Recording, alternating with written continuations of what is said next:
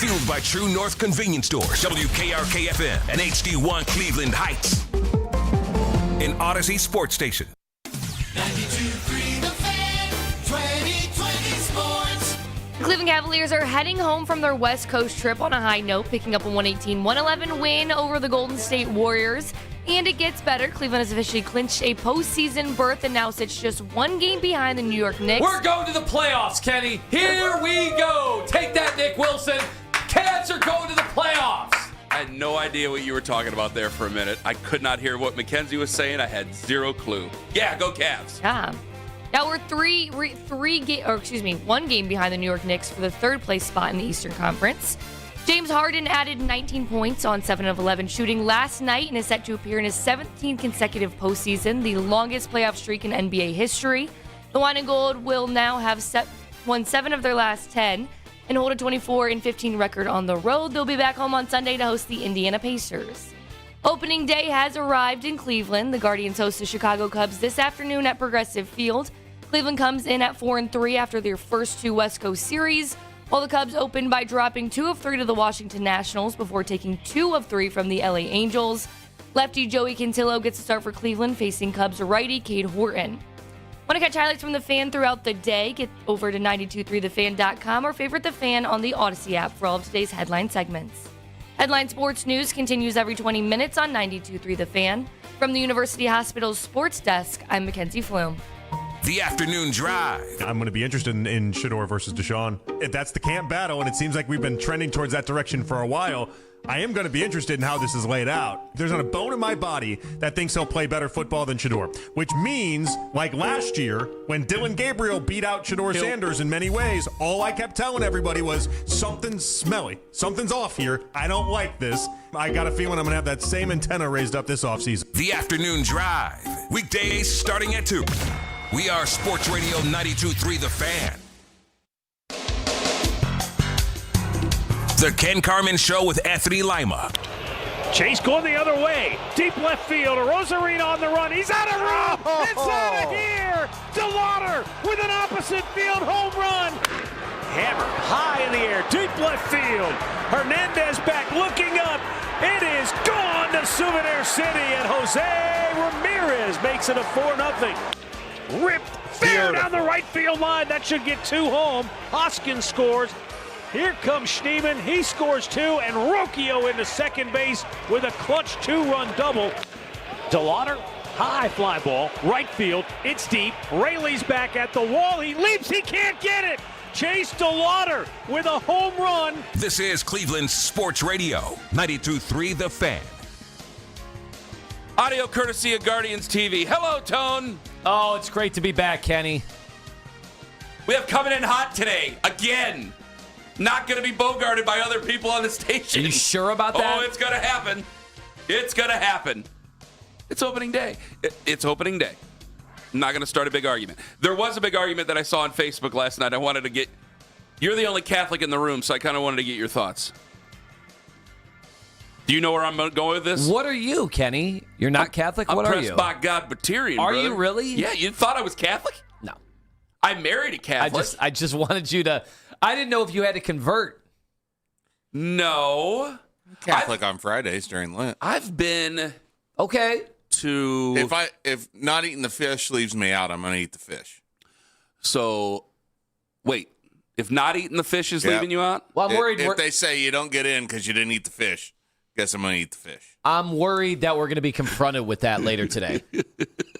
Okay, well, this is the question. And I might, if anybody is a religious scholar, I don't know. I don't want to go down a bad road after yesterday. But there was an argument that I saw on Facebook, and I wanted to get your ruling on this because you're the closest thing to a man of the cloth of Catholic faith that I know right now, which is, oh boy. It's been a while since confession. I got to be honest. When's the last time you went to confession? It has been Friday. Today is Good Friday. And so let me ask you this. Now you had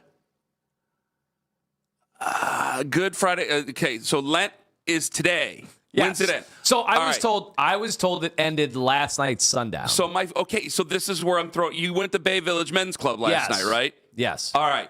So This is how good of a Catholic he is. He says, I was told. No, I got a report. This is great. I Yeah. got from the a Lenten feast. Shams actually. Oh, nice. Shams. He broke that. It's He broke the story. It's actually last night.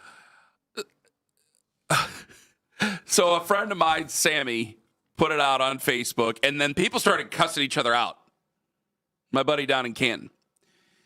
And people just started cussing each other out over it. Like, I go, okay, I got to ask Lima. So was it sundown? So can you eat a hot dog today? Or is it no because it's Good Friday? Because the Guardians, they asked from the diocese. The diocese said no. They declined. They rejected the offer. Because, so wouldn't the diocese come out? This is my question to you.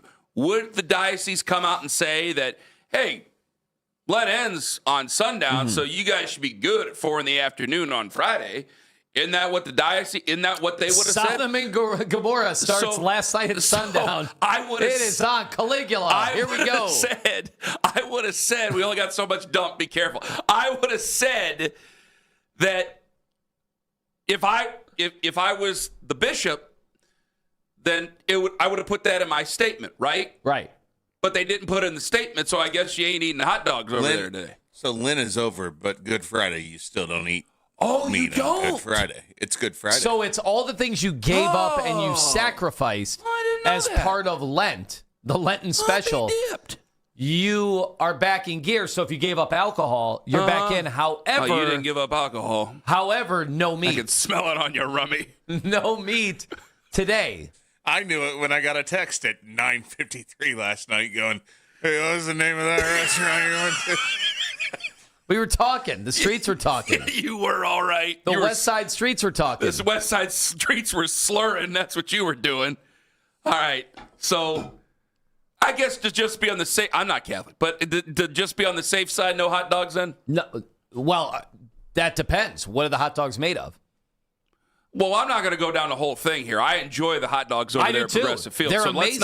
let's not start questioning what's in the hot dogs. Would you change your perspective on that if you found out? Well, if you got like a tofu dog or an impossible dog or something like that, I don't know. Maybe you'd figure it out. I'm not sure, but I'm just asking. We have a very large Catholic contingent. I've been to all the ceremonies.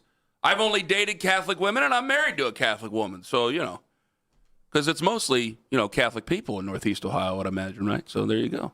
There you are. You say that, but I see, 10 different churches in every city. Yeah, I know, but I'm from Canton. So Canton's Canton. That's what it is. So I'm Presbyterian. I may have a hot dog. We'll see where it goes. Maybe I won't feel like it. It'll be 7 a.m. when Curtis So you're going going to do that to me? You're going to eat the hot dog as I stare at you No, starved? I'm going to go into the bathroom and eat it. Because that's where I eat my hot dogs. That's where the cigarettes were smoked. That's where the hot dogs were eaten. I'm going to go and I'm Stand going up by the exhaust fan for that, too. Michael, can I tell that story or no? Yes. Oh, you might as well. Come on. It's opening day. He'd want you Kenny to. did not give up telling Michael Stanley stories for Lent. So. Well, it's over. It's over. We had a thing where the late great one, and he's technically not allowed to do it, but who's going to tell Michael no? Michael would go into the men's room and blow smoke into the fan because he would smoke his cigarettes and he would blow smoke into the fan. And I will never forget, our old boss came over here and he pulled me aside. He goes, hey. And I go, what? He was really good. Like, he's a good guy. So he was like, you smell smoke in here? And it was like 6:30 in the evening. I was like dropping off something and he goes, you smell smoke in here? I was like, no. And he looks at me and goes, are you sure you don't smell smoke in here? And I'm like, Tom, I don't smell smoke in here. He goes, because there's only one person in this building who's allowed to smoke in that bathroom, and that's Michael. And I went, if you're covering up for somebody else, I have no idea what you're talking about, brother. The thought of Michael Stanley during his commercial breaks having to go outside. Well, it's only when it was cold. But he would have to dodge the paparazzi and the fans outside. My mother-in-law. Yes. Who, Owen's once I mother-in-law. started working here, she goes, do you know Michael Stanley? I go, yeah, just stop. She works right down the street. I go, just stop by the building. One of the He'll be out there. worst, one of the worst things I ever did. Every day. Every day on the streets. He had to dodge these people. When I first started, I'll leave it with this, and I got to get to the opening day thing here. When I started here, and people are like, do you know Michael? Do you know Michael? I go, yeah, he works next door. And I go, well, does he? I was like, he smokes outside. And he came in the one day, goes, "Do you tell people I smoke outside?" And I go, yeah, I mean, that's what you do. And he goes, "Yeah, I had like 4 women come up to me and ask me for an autograph just now." And then he did it, and they did it again. Like they knew it, and on that Monday, they went out and they did it again. It's fantastic. One of the best. All right, opening day today. It's the only good guaranteed day in sports. It's the only day that even if you lose, you're okay. You always want to win, but even if you lose, it's a fine day. Even if you get rained out, that's a story. Even if it gets snowed out, like they were showing the video of the 2007 opening day against Seattle. I told you I remembered right where I was. I can't believe you did. I started the day downtown, ended up Snow at on opening day for Lima. Doesn't matter what the weather actually is. We made a lengthy day of it. Did they end up finishing that game somewhere else too? Was that the season they did in Milwaukee? Milwaukee, yeah, right? I thought that was the season they did that. Yeah. It really is. It's a sacred day in so many ways because even you got your hardcore Guardians fans there. They will always go to opening day. You got the fans that are there for the fun. It's a Friday. It's a good Friday, so maybe some people have the day off. They have some frivolity there. They stay away from the meat, but maybe they get into some of the other things there. And then they go and they have a good time. It's such a wonderful day just because it should end well, again, no matter what. As long as you're safe and all the other things, it should end well. It's a good day. Because everything else, like I'm serious about this. Like I remember June 19th, 2016, and that day, great day. But going into it, if I didn't have a dog in the fight and I just worked in Cleveland, I go, wow, this is pretty amazing. This is unbelievable. But I was so nervous coming in. And the city was packed. Everybody was downtown to watch the game at whatever bar, over at Rocket Arena, the whole thing. You don't know how the day is going to go. If we ever host a playoff game over at the stadium, that might be different. But you don't know what the end game is going to be. So, like, if you go to an ALCS, like we got to go to a couple years ago, you don't know how it's going to end, and so you're nervous when you go to that. It could be the best day of your life. It could be the worst day of your life. It's the only day that is really, as long as you do it right, personally, and you don't end up like an idiot, like I had a buddy who peed his pants one day. As long as you don't do it like an idiot, it's guaranteed to be a nice day.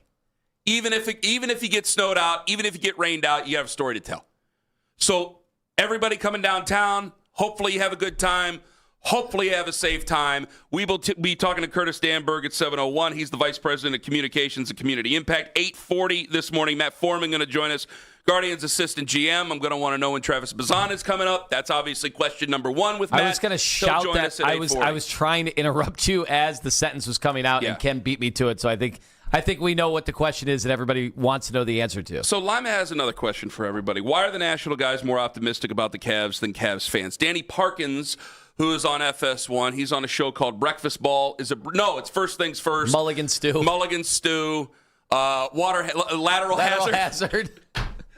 Here is Danny Parkins on the Cleveland Cavaliers. Cleveland is 16-6 in games when James Harden has played for them. It would be good enough if you did that over the course of a season. 16-6, that win percentage would be the 1 seed in the East. And Harden has been great since he has been with Cleveland. The efficiency numbers are way up. And you guys know I love my Big Four. Only 5 games played together still. I don't think that's a good thing. That's a negative. I use that as a negative. But Allen is coming back. But they're going to have no continuity. Harden and Mitchell have looked great together on the floor. Allen and Harden, he's had double-doubles basically every game that Allen and Harden have played together. They have been managing Jared Allen's knee tendonitis to save him for the playoffs. Donovan Mitchell's coasting a little bit so that he doesn't break down before the playoffs. All you got to do is get in, you have your matchup, and then you get to the Celtics in the Eastern. Again. Yeah, you beat the Hawks, you beat the Pistons, and then you take your chances with whoever comes out of the beat up 7-game series, Celtics Knicks. That's Danny Parkins, First Things First, FS1. So they make the playoffs last night. They beat Golden State. The Cavs are officially in the playoffs. You get your tickets now, the whole thing. That's not a surprise. The question is, how far do you think they're going to go? Because you hear national perspectives, and they do seem to be more bullish on the Cavs than Cavs fans. I threw a quick poll out there yesterday. It was mostly second round that people were saying. And I think, gosh, if you only make the second round out of this postseason, I think that's a terrible, terrible start to your, a terrible finish to your postseason. And I think that there's going to be a lot of people worked up. But I think a lot of people think you're just going to the second round. If you get to the second round as it sits right now, guys, why I think it's going to be so terrible, some people could say, well, I'm not going to be surprised by it. You will have lost to the Pistons. And the Pistons are the number 1 seed, but it's still a matchup you want because of their significant injury that they've had. And obviously, you're a very difficult matchup. So it's so interesting to me. It was Danny. Danny called me in the spirit of full disclosure yesterday because he wanted to know what the vibes were in Cleveland. And I said, maybe I'm talking to a vocal minority. I'm not sure. Or I'm just talking to Nick Wilson every day. But for whatever reason, the people that are in our mentions, that are calling the show, they're down on the Cavs. I can't explain it, because the national guys are talking about how this team, when fully constituted, are a major threat to get out of the Eastern Conference. And in Vegas, I reference Vegas all the time for a reason. They are not emotionally attached. They don't. Vegas doesn't care if you've lost the last 3 years and flamed out. Does Vegas care about any of that, Kenny? Do they? No. Do they know the mistake on the lake? No. Do they know any of the checkered past? They're just gambling. Do That's they all know they care about the 80s Browns falling short? Do they know? No, they don't care about any of that. They are there to make money, and so they give their odds for all the teams. They don't just pay attention to just the Cavs. They look at the 76ers. They look at the Knicks. They look at everybody. And Vegas says that the Cavs have the second best odds in the Eastern Conference to come out of the East. Vegas says you have the 5th best odds in the entire league. There are 30 teams in the league before they go through expansion. I come back to that all the time, because why is it that everybody outside of this zip code, this area code, why is it that everybody outside of here feels better about your team than right here? 216-474-0092. Maybe it's that they're too close. I have a theory about it. I'll tell you here in a second. Cavs made the playoffs. How far are the Cavaliers going to you? Curtis Danberg, Cleveland Guardians. He'll join us at 7. We have a ticket giveaway coming up at 7 o'clock with Curtis. Sunday's game versus the Cubs. You can get tickets to that game coming up at 7 o'clock. 216-474-0092. That and Lima's so defensive about the Cavs because of another team in town. Ken Carman, Anthony Lima, live on The Fan.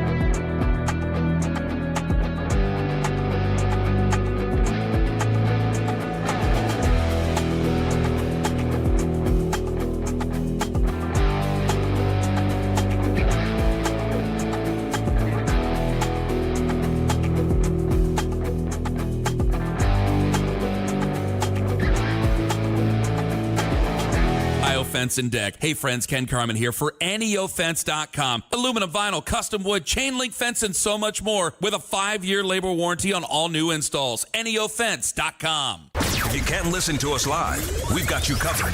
You can hear the Ken Carman Show with Anthony Lima, Baskin and Phelps, an afternoon drive with Nick Wilson and Jonathan Peterlin as a podcast. Full hours, full shows. Find it all on the Odyssey app, Apple Podcasts, Spotify, and anywhere you get your podcasts.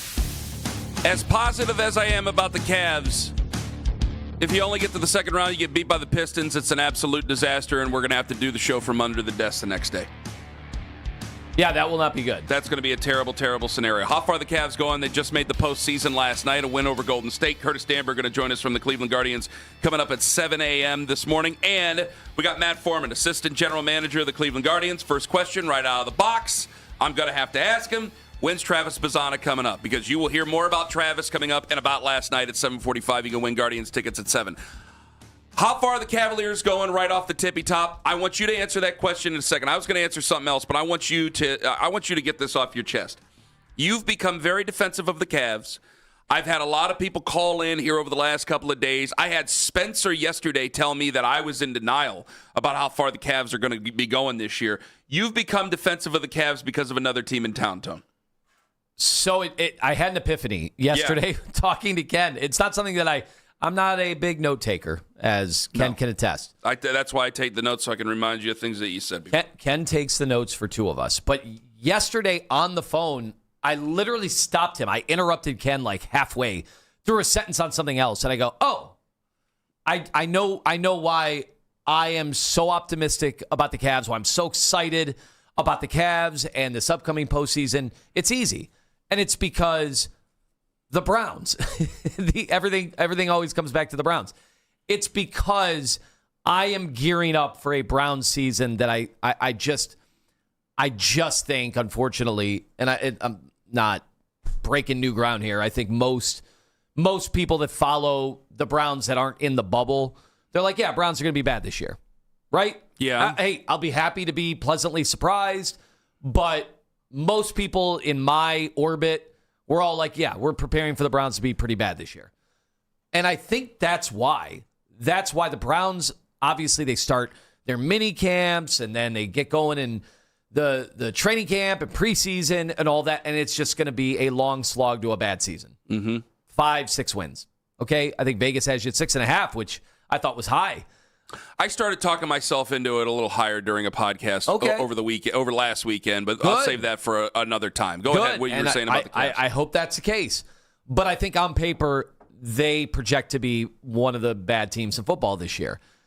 And because of that, I'm sitting here with, is there 5 games left in the season for the Cavs? Yeah. And I'm like, my whole life, the NBA playoffs has been appointment viewing for me. I can't speak for everybody. I certainly know some people hate the NBA. Some people have been told to hate the NBA. Some people love embracing the tweets about how bad the ratings are, even though the ratings are up this year. And I love the NBA playoffs. I love every minute of it. I watch every night for 70 straight nights. It seems like that there are playoffs, whether my team is in it or out of it. And my team right now has the 5th best odds to win the championship. And I'm sorry, I can't go into the playoffs being negative. I can't go in going, oh boy, we lost in the past. Yeah, they made a trade. They made a couple trades.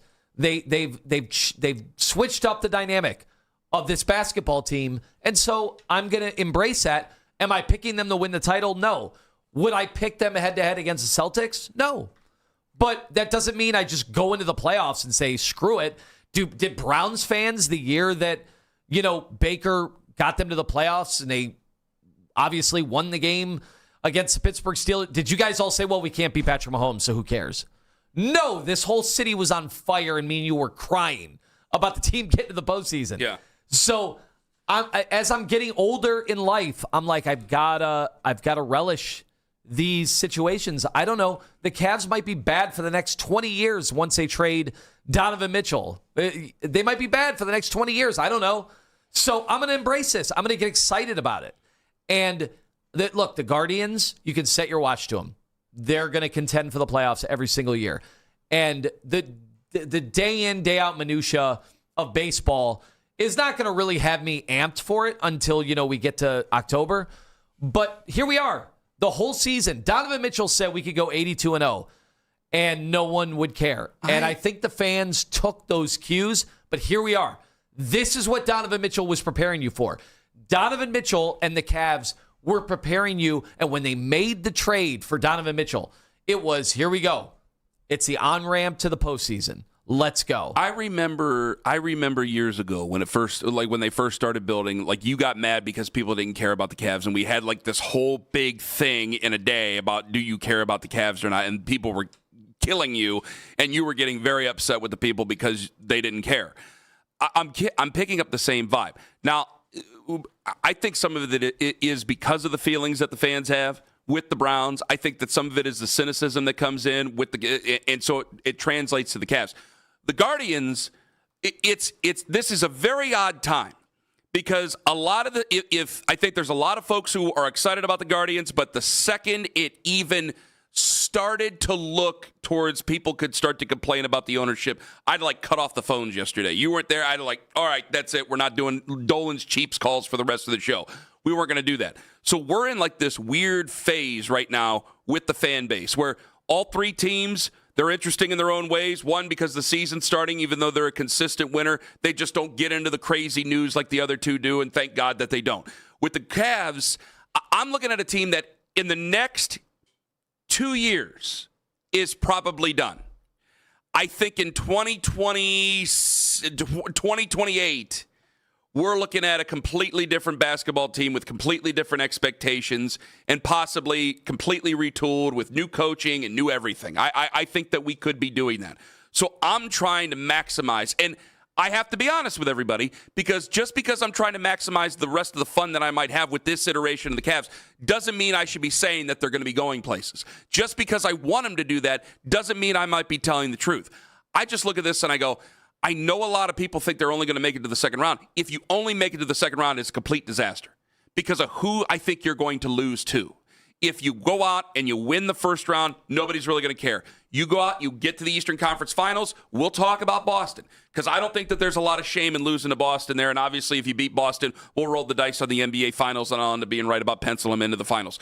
But if you lose to the Detroit Pistons, I think that you're going to see some big names talking about getting out of here, and I think you're going to get a lot of fans saying, fine, go. Because that's a team that started behind you. That's a team that is not as good as you. You are a bad matchup for them. I know they try to play tough guy ball. I think that you're still more skilled and better than them and can beat them to the spot. If you were to lose to that team, it would be a disaster. I just don't think you're losing to that team. I think this is an Eastern Conference Finals team at least. And I'm a little bit perplexed going, hey, I know about the injuries and all the other things and the different lineups, and I get some of the lack of defense is there, but I'm almost done begging because I'm getting frustrated that I have to beg people to get excited about the Cavs. That's where I'm at right now. Which is so bizarre to me. As if it's a birthright. Maybe it really is LeBron spoiled everybody. As if it's a birthright for the Cavs to just be in the playoffs every year and make deep runs when we haven't done that since LeBron. God, it's been 8 years, Anthony. Yeah, it's been 10 since the championship. It's been 8 since he's gone. It's weird. It's also crazy considering real quick what town we're in. It's crazy that Cleveland fans, of all fans, it'd be one thing if you were in New York or Boston or if you were in L.A. We're in Cleveland. All of a sudden, we're taking for granted playoffs. When did that happen? Well, all right, Cleveland, Ohio. Let me explain it this way. If you ask the average person outside of Cleveland and said, what do you think of the sports in Cleveland, Ohio? What would they say? Let me explain it this way. Some of the worst in the country. That's what people would say. They wouldn't even know that the Guardians have been to the playoffs 7 of the last 10 years. I think I might have They would have no idea. I swear to you, I think I might have just hit on something here. Well, let me explain it this way to you, Anthony. I just said, if a kid was 10 years old when the Cavs won the championship, he's 18 now, right? Probably getting ready to come down to opening day and have all the festivities. You and I have talked about the 90s Indians and how we might have been spoiled by the 90s Indians. And now baseball has changed. The basketball hasn't changed as much as the baseball has. Maybe I need to understand that maybe we have been a bit spoiled by the preeminent player of the generation, the icon, arguably the greatest to ever do it. maybe to some level we are. Because I didn't want to think we are, but then you just said it, and I'm looking up here at Guardians highlights. I'm going, well, a lot of guys my age, we get all upset and mad because they don't spend and all that other stuff. We're comparing them to a time that was a bygone era baseball before the Yankees and before the Dodgers and before the Mets and everybody else decided to outspend you, and it felt like you couldn't keep up with the Joneses. Here with the Cavs, obviously you can keep up with the Joneses, but you're having a guy where you just did not make plans for early June every year because you knew for 4 straight years you were going to the finals. Even if you didn't have the greatest feeling going into the finals, you knew you were going there. This is different, and 8 years felt like a long time, but maybe it hasn't been that long, considering fans' memories here. That's kind of where I'm at on this. So I think that you and we're going to be fighting, and God forbid if they lose in the second round, again, I'm going to say this, Nick could come in the morning and start yelling at us because we have been beating each other up here over the last month and a half at least about this. If it's to JB Bickerstaff, does it matter if it's the Celtics? Does it matter if it's a brutal 7-game series against the Celtics, which I'm trying to avoid? In the second round? Which I'm trying to avoid. I've been laying out the blueprint. Donovan actually disagrees with you, and we'll talk about that coming up at 8:20 this morning. 7 o'clock, your chance to win some Guardians tickets coming up on Sunday. Them playing the Cubs, because we'll have Curtis Danberg in here, Vice President of Communication and Community Impact. So we got Guardians coming up at 7. That's a promise, all right?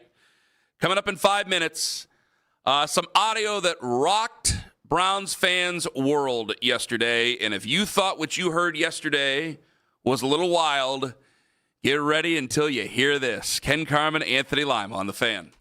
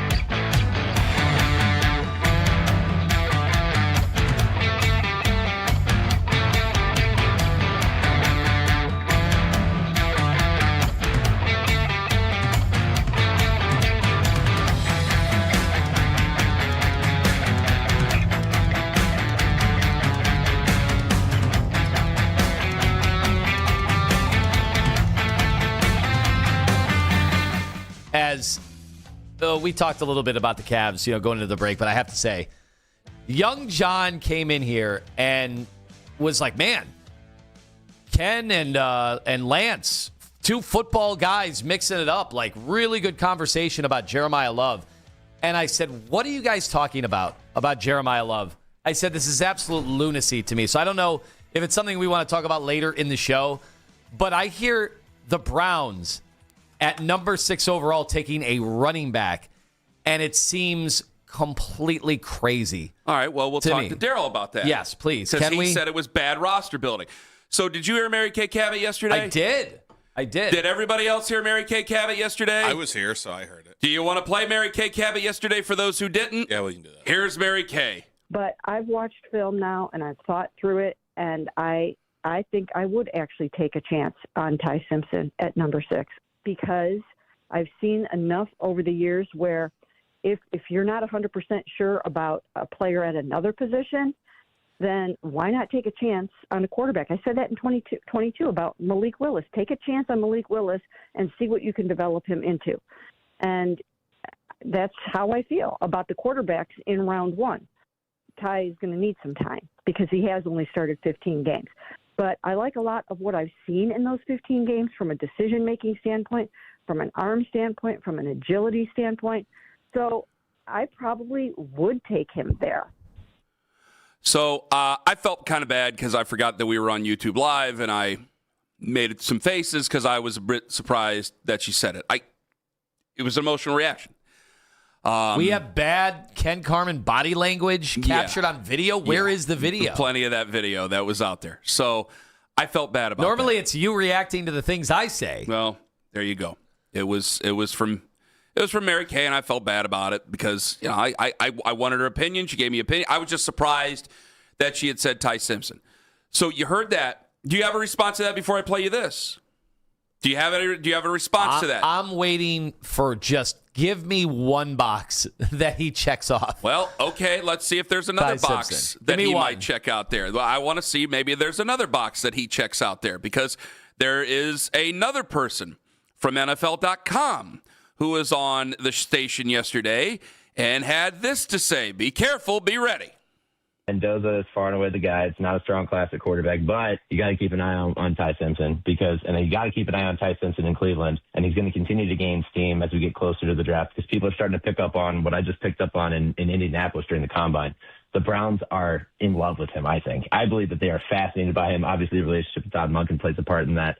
I'm worried that they take him at 24, but I'm also probably, for their case, more worried that another team catches on and takes him before that. So don't be surprised if he ends up sneaking into the first round, even if I don't necessarily think he's quite a first-round talent. Man, if you take him in the first round, you're setting this thing up for another disaster. If you're Ty Simpson, you cannot. I heard Daryl talking about bad roster building. I'll give away what I'm going to sell here. I'm going to bring it up with Daryl because I got upset with Daryl over what he said about bad roster building when it came to Jeremiah Love because I'm like, well, what if you have no other choice? I'm not going to take a player at another position just because I need another position because I might just throw it away if I need another position and that guy isn't good enough here. But to bring in Ty Simpson in the first round, like I brought up yesterday to Spencer Anthony that I think that we're going to be sitting here on Friday morning of the draft on the 24th, and you and I are going to be talking about and getting calls on whether or not people should move up or the Browns should move up from 39 to 33 to go after Ty Simpson. Like, that's where I think this is going to go. And I don't want to spend all morning on all this because I don't want to beat up Mary Kay or Nick Shook for what their report was. And we got Curtis Danberg coming up at 7. We got a lot of Guardians coming up. It's opening day, everything. But when I hear that, it's alarming, and I don't want to sound alarmed, but I want to think you have until 2027. You have these quarterbacks that you already have. It's not good.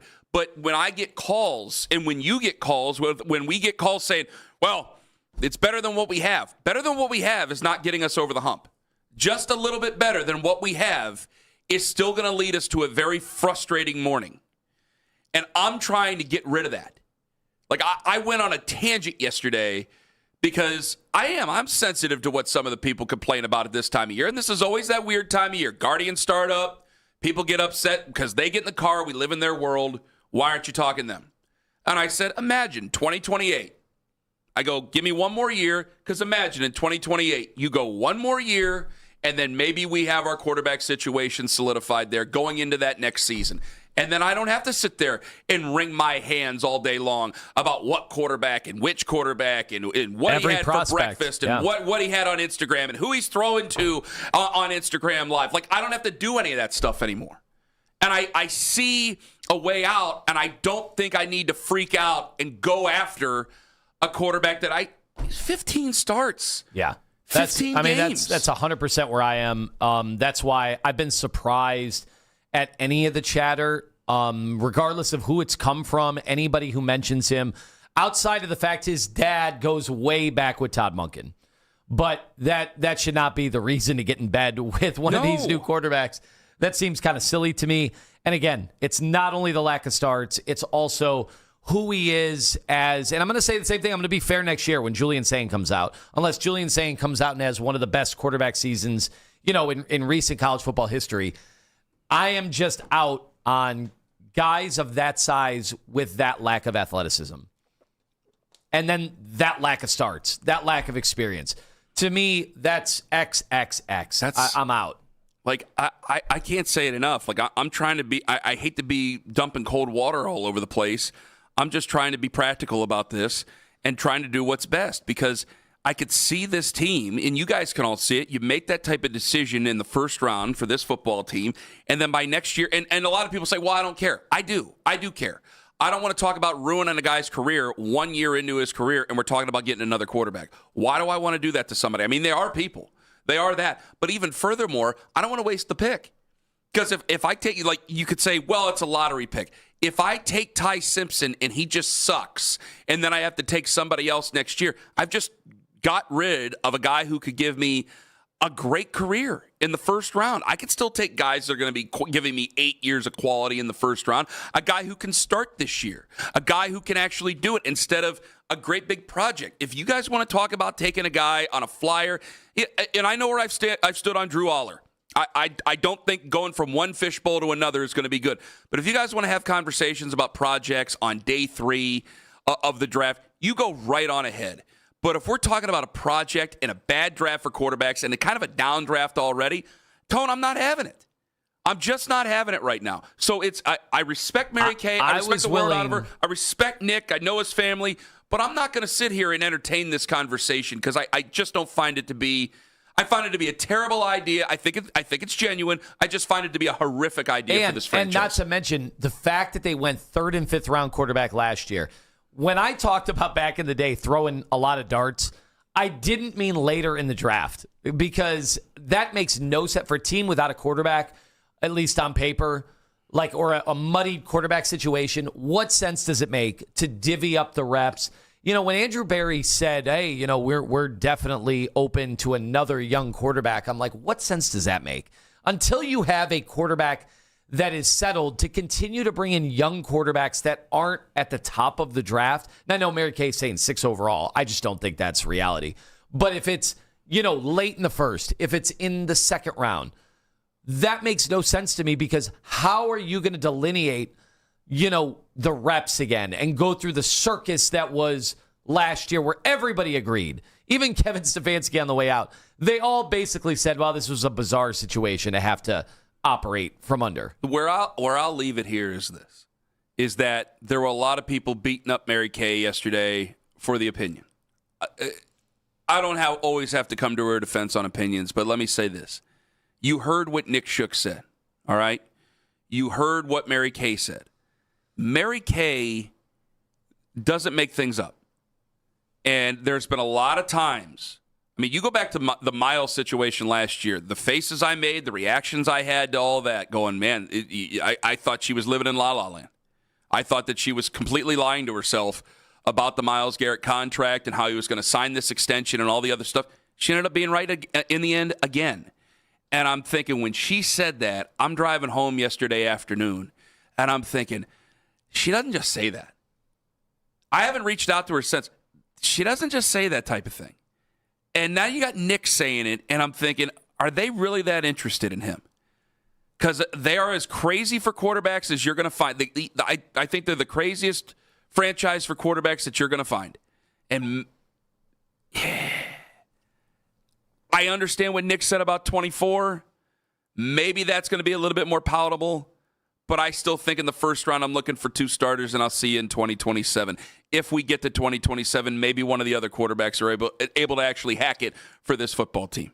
216-474-0092. We'll get back to Browns later on. They ain't going anywhere. Coming up next, Curtis Danberg. Folks, it's opening day. Yes, your Cleveland Guardians at home against the Chicago Cubs. Our buddy Curtis Danberg, Vice President, Communication, Community Impact. We'll talk to him about what's going on at the stadium. And yes, there are tickets available to Sunday's game versus the Cubs. But you must be hanging on our every word or you shall be lost. You want to see the Cubs? You want to know what's going on? You listen in 5 on The Fan. This is an Odyssey Sports.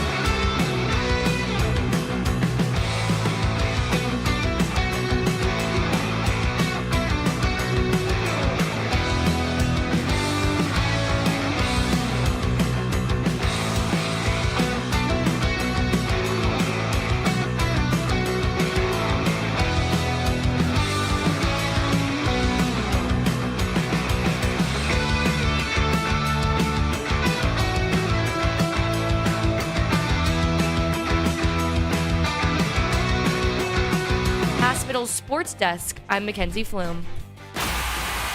Get the latest Cavs news up until tip-off. The Afternoon Drive. Weekdays starting at 2. Cleveland's Sports Radio. 92.3 The Fan.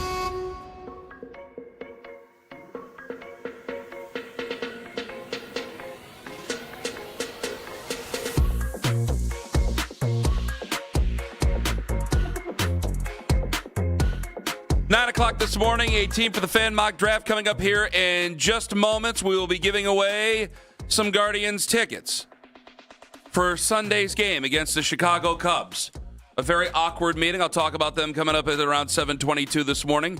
This is never really awkward when this guy joins us.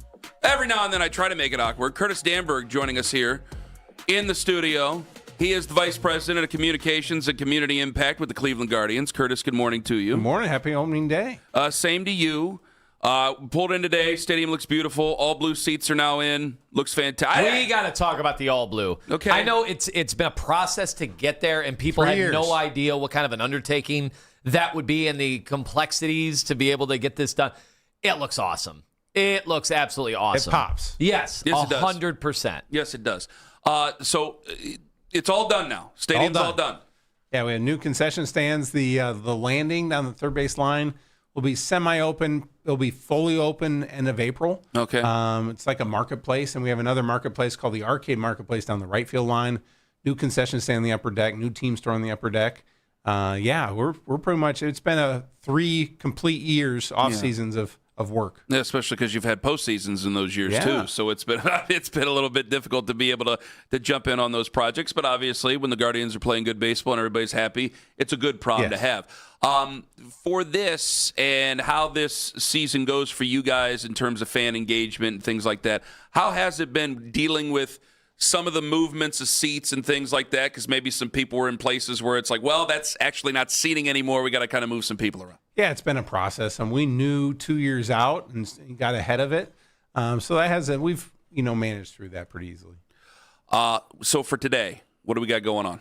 Gates open at 2:00. Get downtown early. Be in your seats by 3:30. The pageantry that is opening day. It's the 125th anniversary of our organization, so we're going to be leaning into that. And think of that history. It's included breaking barriers with Larry Doby and Frank Robinson. So pretty fitting to have Layla Edwards, who broke the color barrier for U.S. women's hockey, and gold medalist from Cleveland Heights, throwing out the first pitch. John Lampley from the band OAR is going to perform the national anthem, God Bless America. So it's always fun, the pageantry. We need to make sure Mother Nature helps us out and keep the rain away. I just looked, by the way, if you didn't secure your Guardians tickets like 5 months ago, holy cow. We are talking, you gotta shell out a lot of money to get in. Like you better get in price has gone up a little. It is in the mid 200s up to 300 just to get in. So we're talking worst seats in the house. So if you didn't get in There's already, your warning. Get them when they come out. Don't wait. No kidding. I remember a couple of years ago, people were like, "Wow, it's taken so long to sell." It doesn't matter. It sells out every year. And when it sells out, people regret instantly that they didn't get in on opening day because, it's part of the fabric of this community and the fact that it's a Friday. Look, Curtis, you're not in charge of this. It's been a horrendous start to the season in terms of logistics.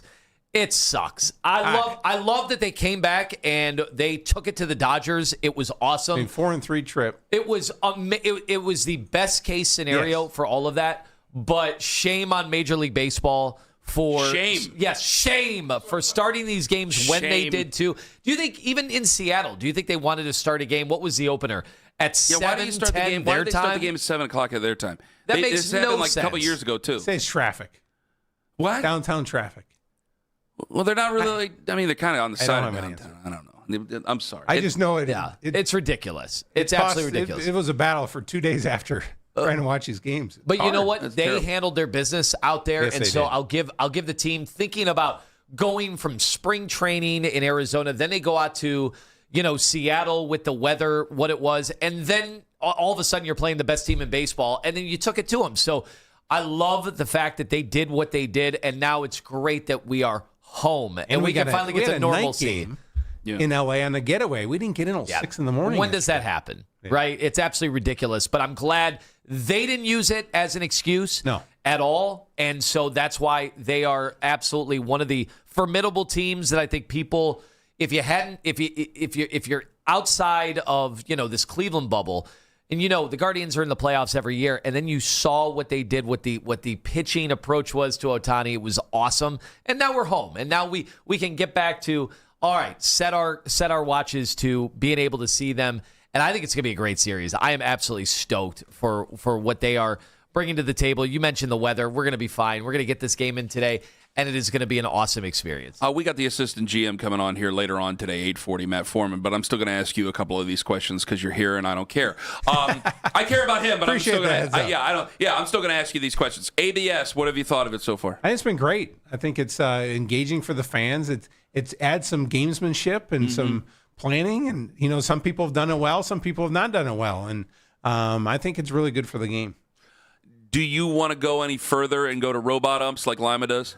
No, and I hear you guys bannering that. I think this is the right zone and the right lane. I think if you go all in, you lose some of that kind of gamesmanship. It's weird too, Curtis, because we're one of the worst teams at the challenges so far early in the season, but how do you get better at that? It's like a weird thing because we haven't experienced it. Some of the younger players maybe have gotten, their toes wet with it in the minor leagues, but now we're dealing with it in the majors. So you could see each and every team is having like a weird honeymoon period with this. How do you react to it? And it's like, what do you tell Stephen Vogt to tell the players? Like, be really sure on your challenges. Like, how do you even approach it? It's something they've never been through. I'm sorry, but there's probably only a couple of guys because they're so young. But, okay, hold on, because I think we brought this up yesterday on the phone. Let me ask you, does it change? Because I was talking on the phone with him. I go, well, gosh, the guys who I would really trust, it would probably be Jose, Stephen Quan, maybe Bo Naylor because he's a catcher, and so when he's in the box, maybe I would trust him. And then Lima brought him because, Chase Lauder was just in the post or just in the minors last year. They've been doing it in the minors the last couple of years. Wouldn't those guys be kind of used to doing it? So how would you probably, I don't know, I'll ask Matt how Steven does it, but how would you kind of take care of that? I think it's the timing and knowing what's going on in the game. Yeah. So I think it was a game 2, Bo Naylor challenged, called third, or I think it was a ball, but ended up being a third strike, and they were rallying in that inning, and the inning was over. So you need to pick your spots and make sure you're using the right. I think there was a batter the other day went back-to-back pitches, and it changed the whole dynamic of the game. Yeah. I think for the Reds. Yeah. So it's knowing the right time to do it, I think, is important. Hey, might as well get out all the mistakes early on, and then figure it out a little bit later. It's a process. Because I saw, my God, JB Bickerstaff with the Cavs when they instituted all the new rules on the challenges. We'd be wasting challenges in the first quarter of these games that have 1,000 possessions. Like, I think we can hold on to these for later on, and I think a lot of these baseball players, they are figuring it out on the fly. But I think it's been a huge improvement. And what'll be interesting today is to see how the crowd reacts, because we saw the Cincinnati crowd react the way they did. This capacity crowd today will go bonkers when this happens. Fan engagement. Yeah. It adds to the experience. Any normal things that usually happen downtown that we don't think of about getting in, any problems getting in, normal things that you would tell people about? Again, I know you always say get in early. But get downtown early, get your parking, settle in, and then get in the ballpark and be in your seats. That's important. And one thing I want to tease for Monday, looking ahead, if everything plans out accordingly, you'll see down the right field line by the right field foul pole a number. Right now it's 1617. The games played for Jose Ramirez. If all goes well and he plays all 3 games, after the game's official on Monday, he will have played the most games in our organization's history. So if you want to be a part of history on Monday, again, if he plays Friday, Saturday, Sunday, he will break the record on Monday. Who's he eclipsing? Terry Turner. The great Terry Turner. Who is your favorite third baseman of all time in Indians/Guardians history? Favorite, not best. Well, it depends. What Jim told me was always my favorite player. He started as a third baseman, but Jose is right there. That's favorite? Because I said Brooke Jacoby, and I had no idea how many people still love Toby Harrah in this area. Toby Harrah. I could not believe the reaction. Number 11, Sox high. Who would you compare Chase Lauder to? If you think of left-handed power hitters, you think of Tomey and Hafner. First ones that come to mind. Different positions, but Big Bop. But how about, There's another name I was thinking about, but obviously. Let's keep him healthy and he's off to a good start. What will that ovation be like today? It's going to be big. When they announce him. It's going to be big. I don't know if it's going to be Jose big, but it's going to be pretty damn big. Super excited. We're going to hear Country Roads playing. Yeah. Oh, yeah. Curtis, get people fired up. Can't thank you enough for the time. Again, what's coming up this weekend again for everybody? Cubs in town all weekend, and then key divisional opponent, the Royals, come in town Monday, Tuesday, Wednesday. Curtis, we thank you so much for the time. We know you're busy today. You look magnificent. Usually it's a polo or a sweater. I mean, this is opening day glow. This is outstanding. Sorry, no hot dogs today. You know what? I started not feeling very good right after I texted you that, so it's probably a good idea that you didn't bring him in. We had a big conversation with the diocese about this too. Yeah. By the way, are we cool with the diocese there? Everybody cool? You do what you do. Depends what you think is cool. What kind of fish offerings are there today? Hey, you have the lobster mac and Steak cheese. CLE from Tremont is in the ballpark now. They have carnival crab cakes. So think of a corn dog, but instead of the hot dog, you've got a crab cake in the middle. Perfect for today. You guys got it covered. See, no it's all what. good. It's all covered over at the ballpark. Curtis, thank you very much for the time. Go Guards. The great Curtis Danberg, Vice President of Communications and Community Impact with your Cleveland Guardians, as the Guardians get ready to take on the Chicago Cubs later on today at 4:10. And Lima, you got tickets to give away. They're champion at the big. Go ahead and right now, be the fourth caller, 216-474-0092. Your chance to win a 4-pack of tickets to see the Guardians take on the Cubs this Sunday, April 5th, 1:40 p.m. Progressive. If you'll love that start time on a Sunday, all courtesy of the Guardians and Sports Radio 92.3 The Fan. Again, be the fourth caller, 216-474-0092. Did I tell you John Boy has a theory that ABS is emasculating umpires? And he wants to share it with. He's got to answer the phones right now, but he wants to share his theory at some point with emasculating umpires. Rarely in our sports fandom do you have something come in and shake up your reality of a sport to the degree that this did. One of them happened in baseball, a few years ago with the pitch clock, and it dramatically improved the state of affairs. How many times have we had this in sports, and it's happening again with baseball with the ABS system? The pitch clock didn't directly challenge somebody's judgment on something, right? Like this is the CB Buckner thing was just amazing. It's unbelievable. I think it's you've made the game so much better with some of these changes, and some people have been upset. The classic ones have been upset by it. I think it's been fantastic. I think once we get over this hump coming up this winter, that everybody knows what we're talking about there with the players and the owners.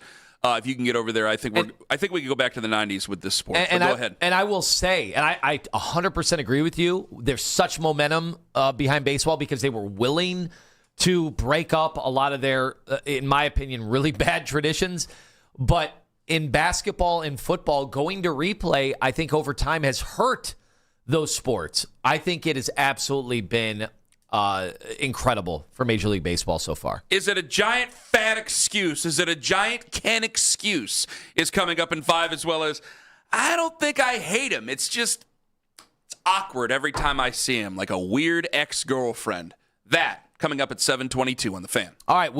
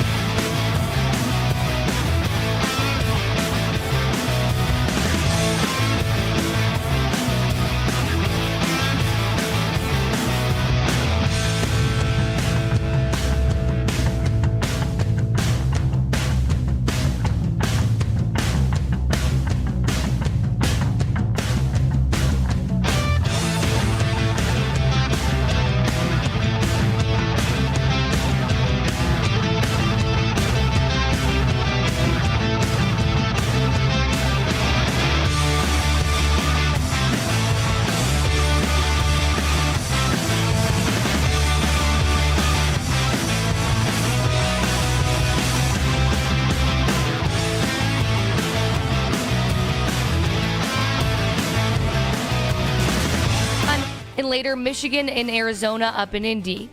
Listen to the Fan Rewind weeknights 11 p.m. to midnight. All of the best segments from all of our shows, and you can always listen on the Odyssey app. Headline Sports News continues every 20 minutes on 92.3 The Fan. From the University Hospital Sports Desk, I'm Mackenzie Flume.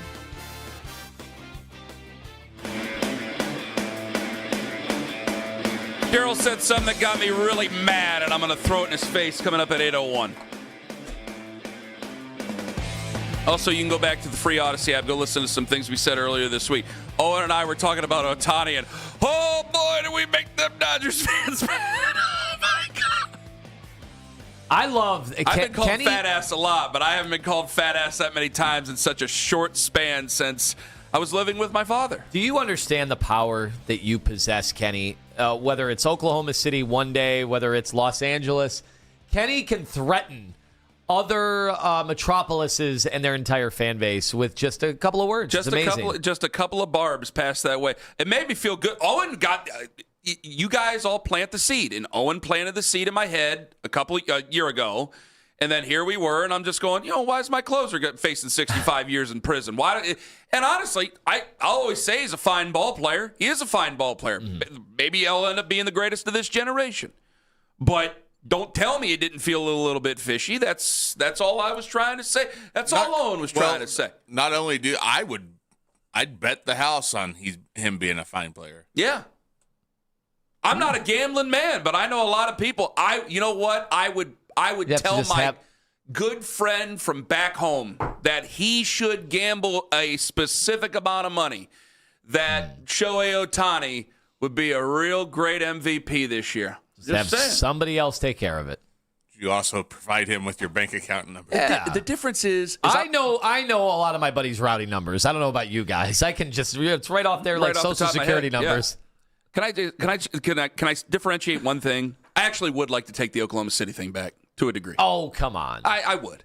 Wow. I don't like to upset a fan. I don't like, because you know what? There are hardcore fans there. And I even thought about it yesterday when LeBron said what he said about Memphis, and we'll have that for you in about last night. Because I thought it was like, gosh, don't be saying that stuff about a city. That's just nasty. But I take it back a little bit. There's hardcore fans. I just like Seattle more. I can't wait till they get an NBA franchise. And Indiana, I'm closer to Indiana. I've never been to Oklahoma. So I would take that back. The Dodgers thing, I ain't taking that back. It ain't going to happen. And be played for any other team, that fan base would just yell at me. So I don't care about. 216-474-0092. So I'm going to get to the Cavs. Speaking of basketball, I'm going to get back to the Cavs here in a second. There's still people who want to get in on it. They play the Cubs today. Do you hate the Cubs? I think it's weird because if you're a person of a certain generation, like I think if a kid's getting ready to go, he just woke up, his dad's got us on YouTube in the living room somewhere, and he's just walking downstairs, I bet a 17-year-old kid hates the Cubs, right? Would you imagine? Yeah. Okay. But me and you, we're from a different generation. I wonder if that kid's dad hates the Cubs. He may hate the Cubs, but I got to tell you, for a certain generation, and we've told this story before, and if you've listened to us, you know where this is going. They were on TV every day we got home from school. In our generation, it was on WGN every single day. They became your National League team. Back in those days, you would watch the Cubs, then go to baseball practice, come home, watch the Indians. So you were like, well, they'll cross over, but unless they go to a World Series, I don't ever have to root against the Cubs. You liked Harry Carey. It was fish in a barrel. You just like the Cubs. I was going to say you buried the lead. It was Harry Carey. Yeah, basically. It was literally Harry Carey and their presentation of the games. Yeah, you see some guy with glasses and his shirt off drinking in the bleachers. And then speak to you. And then Arnie, the producer, just showing buxom women at all time in the stands, getting a tan. Like, that was, as a youngster, as like a young 11-year-old boy, I enjoyed the Cubs games. It was. And I think that was a big part of it. I wonder, too, though, I've said this about this division that we are in. I know there is a hatred for the Red Sox and the Yankees here. But outside of that, I have never felt the hatred for the other teams in that way. I know we've had takeovers, the Toronto takeovers, And so if you've been a part of that, maybe you've either enjoyed the company of Toronto fans or you have despised their takeovers. But outside of that, I don't know that baseball in this part of the country engenders that kind of emotional reaction the way it does like Steeler fans or Ravens fans or Cowboy fans. I don't know if it's that way for baseball fans here.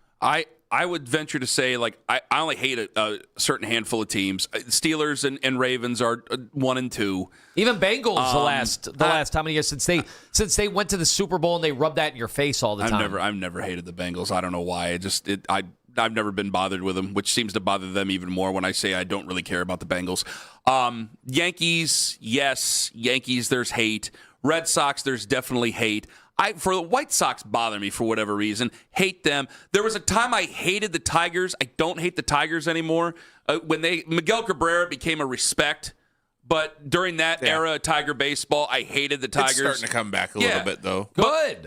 We need that. We need more of that. Yeah, but when Tarek Skubal says his favorite sports memory is 2016 in the Cavs championship, what do I do with that? Like, I know that still he hate trolls him us. when he strikes out all the guys on my team. Well, that part of it sucks. But and then it's because that fan base can be here pretty easily, pretty quickly, and there's a lot of Toledo Tigers fans that'll come over, and then they run their mouths in the stands when Tarek Skubal's on the mound. Okay, that's true. So I can hate them. Okay, well, I mean, I guess you can hate them. I haven't felt that. I don't think I've ever been in the stands with us. I don't know what it's like in the stands. suites. Oh, God, stop it. You go to one game in a suite and you hear about it for the rest of your life. That's more than one. But, you go to 12 games in a suite and you hear about it for the rest of your life. I was the only one at this show sitting in the 537. I didn't see Tone up there. Thank you. 216-474-0092. I just don't hate the Cubs. Cavs are in the postseason. They get into the postseason last night. How far do they have to go for you? Like, I'll get to Daryl coming up at 8. We'll ask him a little bit because he's our Cleveland sports insider. Also, he said something about the draft that I'm going to be really upset about coming up at 8:01. How far do the Cavs have to go for it to be a quote-unquote successful season? Because there was one thing that I think that they took from it, that Joey took from it, that I kind of didn't like, where I do think that you hear some of the inside stuff about DEF CONs. There was the report from Mark Stein a couple of weeks ago about that. You hear some of the freakouts about what they've done or what if they don't get far enough, what they're going to do. And I just don't think that it needs to get to that level if they get to the Eastern Conference Finals. To me, if they get to the Eastern Conference Finals, if Boston has injuries and there's a serious injury there or something and Boston is bounced in the first 2 rounds and you end up playing someone else, maybe I'll recalibrate. If you end up losing to the Boston Celtics in the Eastern Conference Finals, Boston's another team I hate. The Celtics I do hate. If you end up losing to them, I don't know if we should be freaking out over this. Kenny, Boston's flat out better than the Cavs right now. And people, I've seen people say, why are you starting to backpedal on it's like, well, Jason Tatum came back and he looks pretty good. And Boston's been really good the whole year. And they added him in and they had some issues early on, reintegrating him into their system. They scored 53 points in the first quarter against Miami. They set a record. I would love to avoid playing Boston till the last possible moment I have to play them, and hope for some good fortune. That's just a reality. I know people are like, why is that okay? Why is that okay that Boston's better than you? Well, they've been better than you. The moment they drafted Jason Tatum and Jaylen Brown in back-to-back years, having 2 wings in a league where the wings are way better than guards to have, it's like the NFL. It's way better to have quarterbacks than dominant pass rushers. I hate to break the news to you. So that's just a reality of the NBA. But outside of that, I like our chances against everybody else. I think it would be a great series with the Knicks. I would pick us to win. I think it'd be a great series, against Detroit in terms of physicality and tough, but I would pick us in six games. So I don't know what you want. You want me to lie to you about? I've seen people say, Atlanta's going to beat us in a series. Based on what? Where does that come from? Where all of a sudden is this confidence from Cleveland fans of all fans that Atlanta Hawks are going to beat you in a series? Lack of confidence, you mean? No, I'm saying that they are confident that we're going to lose. That we're going to lose. Yes. Where did this come from all of a sudden? Because talk to Atlanta fans. They're not that confident. Where did this come from? Well, are you just making up? Are you just building up fictitious... teams that can beat us in a series? I said it. I think that when there's been a lot of people who might not have been watching him the way that you've been watching him, the way that you have forced everybody on this show to watch him over the and really try to keep it with a basketball. Do it real quick. Do the draft. Any of you saying that Atlanta is going to? Did Spencer German say? Of all these people saying Atlanta's going to beat us in a series? Oh, he said I was in denial. Let's do a draft. Spencer said I was in denial about how far the Cavs are going to go. Let's do a draft. Okay? You can pick any of the Cavs. Won't end Cavs. up like the one you and Dustin did. One any of the Cavs players, any of the Hawks players. Let's do a draft. How many, when you get to a starting five, how many Atlanta players are in that draft? If you were to do a draft fairly between the two teams. Probably the top four would be the Cavs. Well, I think you would go one Hawk in particular before you would go, but it'd be 4 Cavs players. We are more talented. Daryl Dawkins? No. We are more talented than I want to know where this is coming from. Okay, you've seen us flame out in the playoffs. If you're just talking top 5, right? Just starting 5. Yeah, Jalen Johnson is incredible. Well, that's what I was going to say. But you're not taking him ahead of Donovan Mitchell or James Harden. Not James what are you Harden, talking about? Not Donovan, not James Harden. Then it would honestly, it would probably be then Jalen Johnson. Then it would probably be Evan and Jared Allen. Am I wrong? CJ McCollum is 50 years old. He's been playing really well. I would put Evan's been playing really well though. Evan has been incredibly efficient since the All-Star break. Yes, I'm sorry, I keep cutting you off. He's been very good. So I wouldn't put CJ McCollum, local guy, all that other stuff. I wouldn't put him in the top 5. No. So why is it that Cavs fans are afraid of the Hawks all of a sudden? I don't know where this came from. That we're just going to be down on. You're going to pick the other team to beat us in the first round just because you're mad that Darius Garland got traded. And by the way, have you seen Darius the last 2 games? He's looked like April Darius all of a sudden. But what you have to stop trying to do, what I don't want you to do, and you have to keep doing it, is that it's become this like challenge to fans. It's become this like personal thing with you, and then it turns to me because I feel the same way you do. I'm like, guys, we got to enjoy this as best we can because after this season, there's going to be big-time conversations. And I think it's the biggest postseason ever for Evan Mobley. I think that this is the biggest, most pivotal stretch for him. I think Jared Allen has been worth his weight in gold ever since James Harden got here. Yes, I think that Jared's just an honest person. He says that his knee is not 100%. I heard what he said to Chris Fedor. At the same time, I think nobody's playing at 100%. So I'm not going to freak out over Jared Allen right now. You got 5 games left to go in the season, okay? I just hate turning it into a personal challenge every single time we talk about the Cavs because I feel your frustration, and I'm frustrated going, there should be... If I'm getting completely unreasonable people telling me that the Cleveland Browns are going to win 11 games this year, where is there people not telling me that the Cavaliers are going to the finals? How is that possible? How is it possible? Other than, frankly, you didn't bother to watch, and you have people leading you on the air who didn't bother to watch. That's all I can think of. And Kenny. And so we hear about bad defense, we hear about effort, and we just start bitching, and we don't even know what we're talking about. It's easy to complain. My head is not buried in the sand about the flaws of this Cavs team, but I watch the NBA. I know the Knicks have flaws. I can go through every team in the East and point out their flaws. Even the Celtics have some flaws. Yet our fans don't know about those other teams' flaws because they just watch the Cavs. Yeah. Whatever. There's nothing wrong with that. I mean, come playoff time, you'll watch, I think, more teams. But you just got to understand, maybe you have to just take it from me. The other teams also have flaws in the Eastern Conference. And yes, the Cavs have their issues. I've talked for 5 years about their lack of wings and the problems that present itself. And because Darius, they traded him at his lowest value ever, they couldn't get a wing. They had to settle for an older guard. But, man, if you watch James Harden, that guy can pick apart defenses. He eviscerates in the pick and roll other opposing defenses. He's going to do it in the playoffs. I know you guys will tell me about Game 7s, and I can also tell you, well, Game 6 last year against the Nuggets, he went off for 30 and 10 and was the best player on the floor. He has that ability. He has monstrous playoff games. I know you want to get in Darius arguments. Show me the monstrous Darius Garland playoff games. You can't.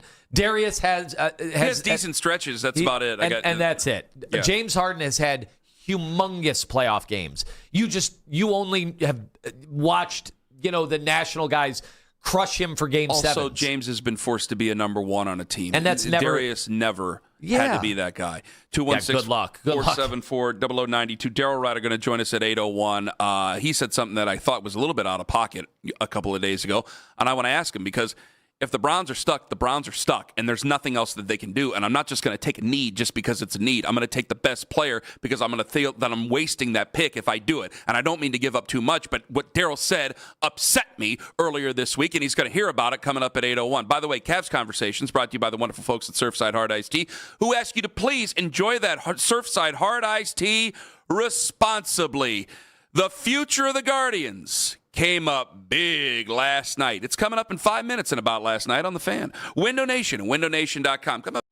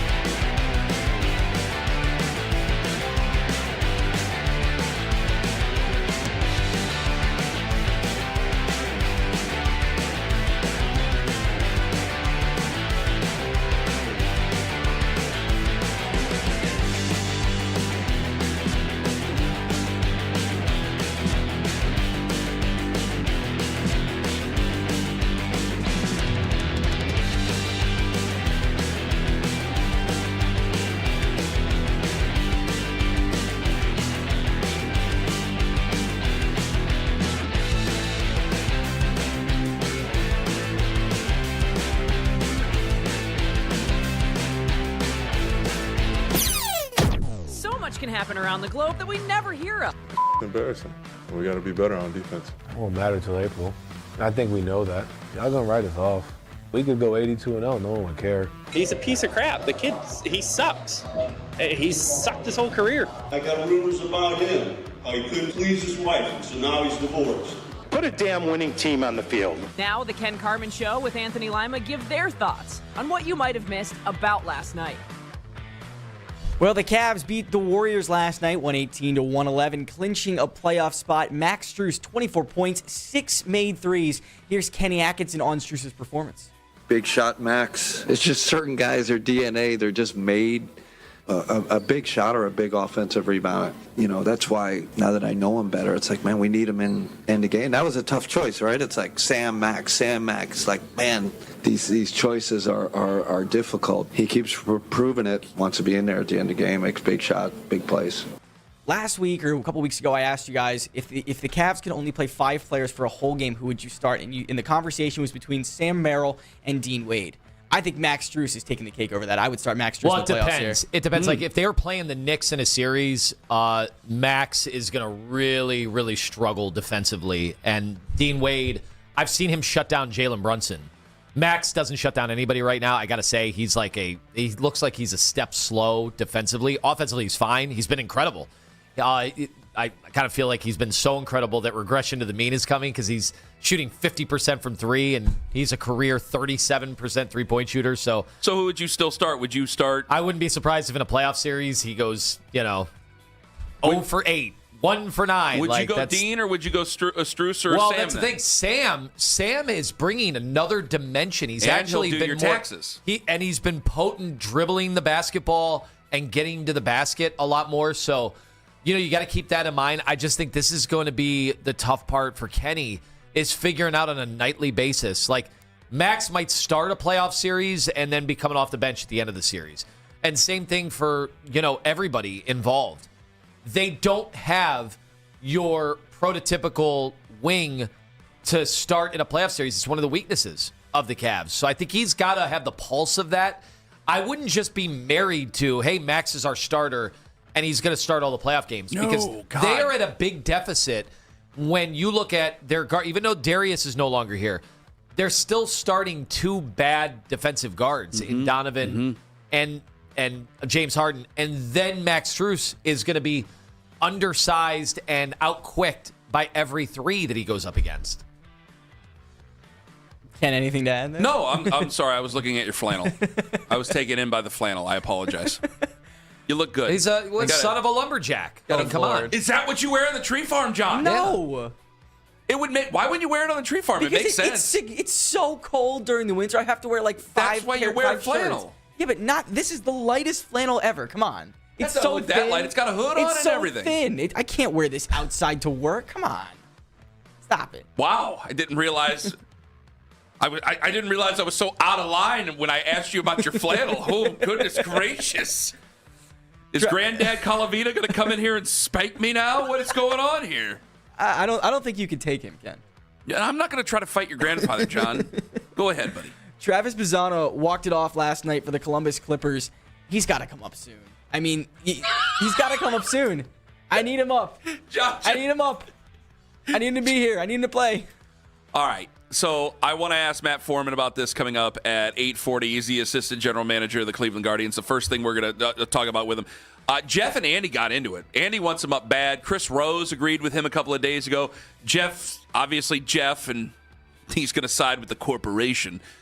This is a service time situation.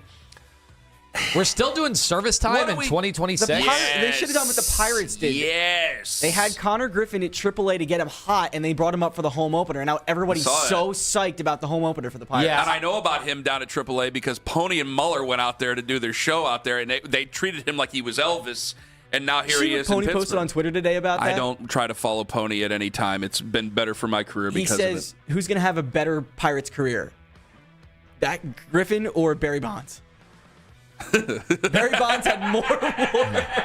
It's the most Pony question ever. Well, and they got the Bonds before the juice. So I'm looking. Rocchio's betting 200. Arias 105 finally came through with a hit. obviously in the last game. Schneemann, 222. Bo Naylor, 158. Manzardo, 083. I think, okay. And obviously, Jose's only 143, finally had that towering home run, but it's a miracle this team has won 4 of 7 so far. Go with me on this that real lineup. quick. If Rocchio or Arias gets hurt, then I think there's a conversation to be had there. However, Valera's on his way back. So you could have Valera come back. You could put Schneemann in the middle infield if you have a problem with Arias or if you have a problem with Rocchio. So you could try to do that if you wanted to. That's why I think that they're gonna wait, man. I think that this is gonna be something that if they're doing well, no one's gonna worry about it. If the middle infield's doing well, I don't think a lot of people are gonna worry about it. But if they're still hovering around 500, I think guys like me, Tone, fans, Owen, we're gonna probably start wanting to get off your ass and get Travis Bazana up here. Thank you. Continue.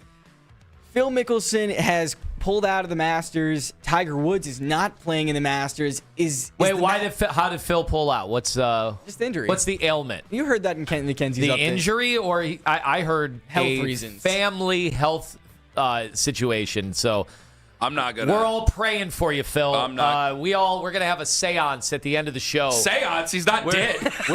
We're go get the Ouija board. We're all going to get together and lock arms for the sanctity of your family, Phil Mickelson, because that's what it is. My mom's going to be thinking that we're bothering her too much if we keep having Ouija boards out and keep talking to my mother down there. So up there, I met in the office. I will say, she's not in hell. She's just at my office. I did one of the most destructive fan things you could ever do. What? Growing up is I chose Phil to root for. Oh Lord! In the Tiger versus Phil, what an idiot! I chose Albert Bell. Why would I choose Phil in that situation? Because you wanted to be edgy. You wanted to be cool. You're right. I was a hipster. I was a Nick Wilson hipster, choosing the wrong thing to root for. But later in life, I ended up getting appeased because Phil had a much better. What would you call that? Second decade? Phil I don't even know what it was. Yeah, but Phil would have been nice to you. Albert Bell wouldn't have been nice. Yeah, but it was phony. The Phil niceness was phony. Like the signing every autograph, and then you actually realize when you listen to people later in life that have come across Phil, you're like, oh, this was a dog and pony show. This was still not signed the autograph. Did he not sign the autograph? This was not the real Phil. He despised his fans as much as it was just a contrivance. I didn't know that. The Phil Mickelson. And I thought about it like, I know you get to pick whichever teams you want to root for if you're a bandwagon person, right? Mm-hmm. We have people in Cleveland that have, Steph. Do they not that many? If they're raised right, there's not that many of them. But they sold out in the stores when they were going on their runs, and it was like in Cleveland, Ohio. Remember Steph Curry. When we were moving in 2019, we had to move to the east side to get closer to Liz's parents, and I told you I was going through open houses. I'm going, why am I seeing Boston Kyrie jersey? What is this? Weird, yeah. What am I seeing here? Yeah, that bothered me. All I'm saying is I should have just rooting for Tiger. Now I would have had heartbreak at the end here. Is he's not the hero that you were hoping he would be. But in the end, the Masters without those two, we had to finally get them out of the way. We had to finally, and I feel like fans have done that. Who's going to take over? Bryson DeChambeau. I don't even know. You can't even say his full last name. But does it matter? John? The NCAA tournament gets huge ratings. You don't know any of the players. The Masters is going to get massive ratings, and you don't know any of the guys. Well, the Masters is the Masters, right. So you're still going to watch them. Well, maybe we'll find a new hero watching this year's Masters. John, thank you very much. Outstanding as always, my friend. Didn't mean to cut you off there. I just know we have to be getting to Daryl here because I'm ready to fight Daryl. He said something that would be irresponsible of the Browns to do. What is that responsibility? And, of course, the Cubs are in town. I got to ask Daryl about the Cubs in town and whether or not he hates them. But, obviously, he accused the Browns of maybe doing something at number 6. And if they do it at number 6, he is going to be fit to be tied. I'm fit to be tied with what Daryl said about that. We're going to tie some fits coming up in 5 on The Fan. Northeast Ohio Fan.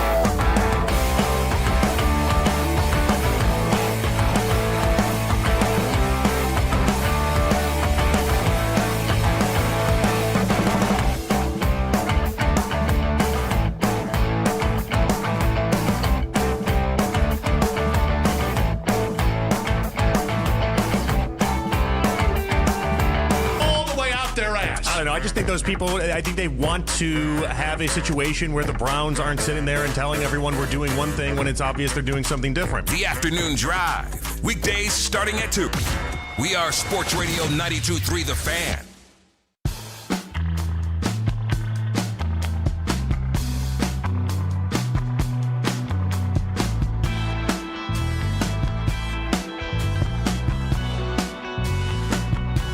Opening day today for your Cleveland Guardians. John had said, John, can you hear me?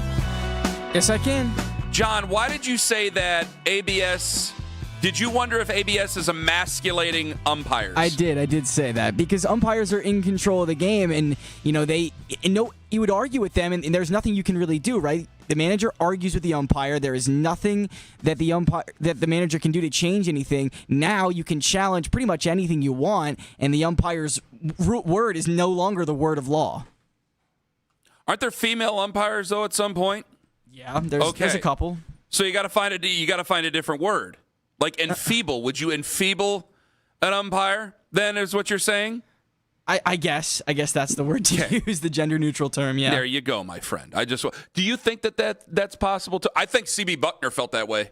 I did think he felt that way. Like you dare question my authority? Here's the thing I don't understand. What is the bar for professional officiating, refereeing, umpiring? What is the bar? Because perfect can't be the bar. Anybody who's ever done it or anybody who's played sports, you have to know that you've been on different sides of this where it's not easy. No. Who thinks it's easy? Who thinks being an umpire is easy? Who thinks being an NFL official is easy? I mean, you guys, you do youth sports like crazy. That's the hardest of all of them. What is your bar? Getting paid that much, and they don't know how to play. No. So what is the bar? What is your expectation? Because I see a lot of the reaction, like how humiliating for Major League Baseball that they're missing the strikes, and I'm watching the replays, and I'm like, well, it's just 2 inches outside the plate, and the umpire's wearing a mask, and he's behind 2 people, and he's crouched down, and the ball's coming at 99 miles per hour. Like, is this supposed to be easy? Well, I think for the most part, where did people think that this stuff's supposed to be easy? I think 2 inches is a big miss, Lima. That's a big miss. Because yes. I've been seeing it my whole life. I've been seeing guys. That's a whole baseball. And I've been seeing guys my whole life do this for a living and miss it. So obviously it's not that easy because they've been missing it my whole life. And we've done everything we can to improve that. Same thing, by the way, basketball, block charge calls. I don't know. A lot of it's 50-50, and we go to the tape. We have referees taking 8 minutes out in an exciting last 2 minutes of the game to review it, and then we still think they get it wrong afterwards. How easy is it, guys? I think basketball is the hardest because I think 90-something% of calls can go either way. Like holding calls in football, it's like, well, did you see it? Did you not see it? In the Super Bowl, we just agreed not to see it. In the Super Bowl, we've agreed not to call holding at all. You got the gentleman's agreement of that we're not going to call certain things in certain games. When it comes to baseball, we just talked about it. Basketball is impossible. Basketball is just nearly impossible because of everything that we just said.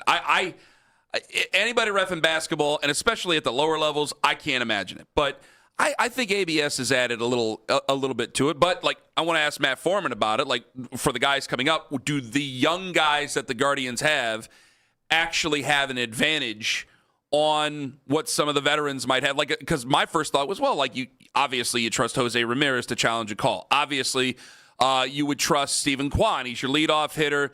He's particular about it, so you could trust him to challenge a call. Other than that, you got Bo Naylor because he's your catcher. And not just because when he's catching, I mean, like, when he's up to the plate, he would probably have a pretty good eye on things, you would imagine. Doesn't mean he's good at hitting the ball, but you would imagine he has a pretty good eye. Other than that, my first thought was, who else would it be? Well, maybe it would be Chase Lauder. He might not have the surface time with your team in the clubhouse to maybe make such a decision, but wouldn't a guy who was in the minor leagues just last year, wouldn't he have some sort of a... Yeah, I think this is going to be a feeling out process, and they're going to learn about the strategy of this. Like in basketball, when they elevated the replay situation, and by the way, I say elevated, I mean they've increased the things that you can review, not elevating the actual game. I think it's been terrible the way it's carried out, but they've learned, like, hey, there's going to be 1,000 possessions in this game. I don't think we need to review something in the first quarter unless your star is in foul trouble.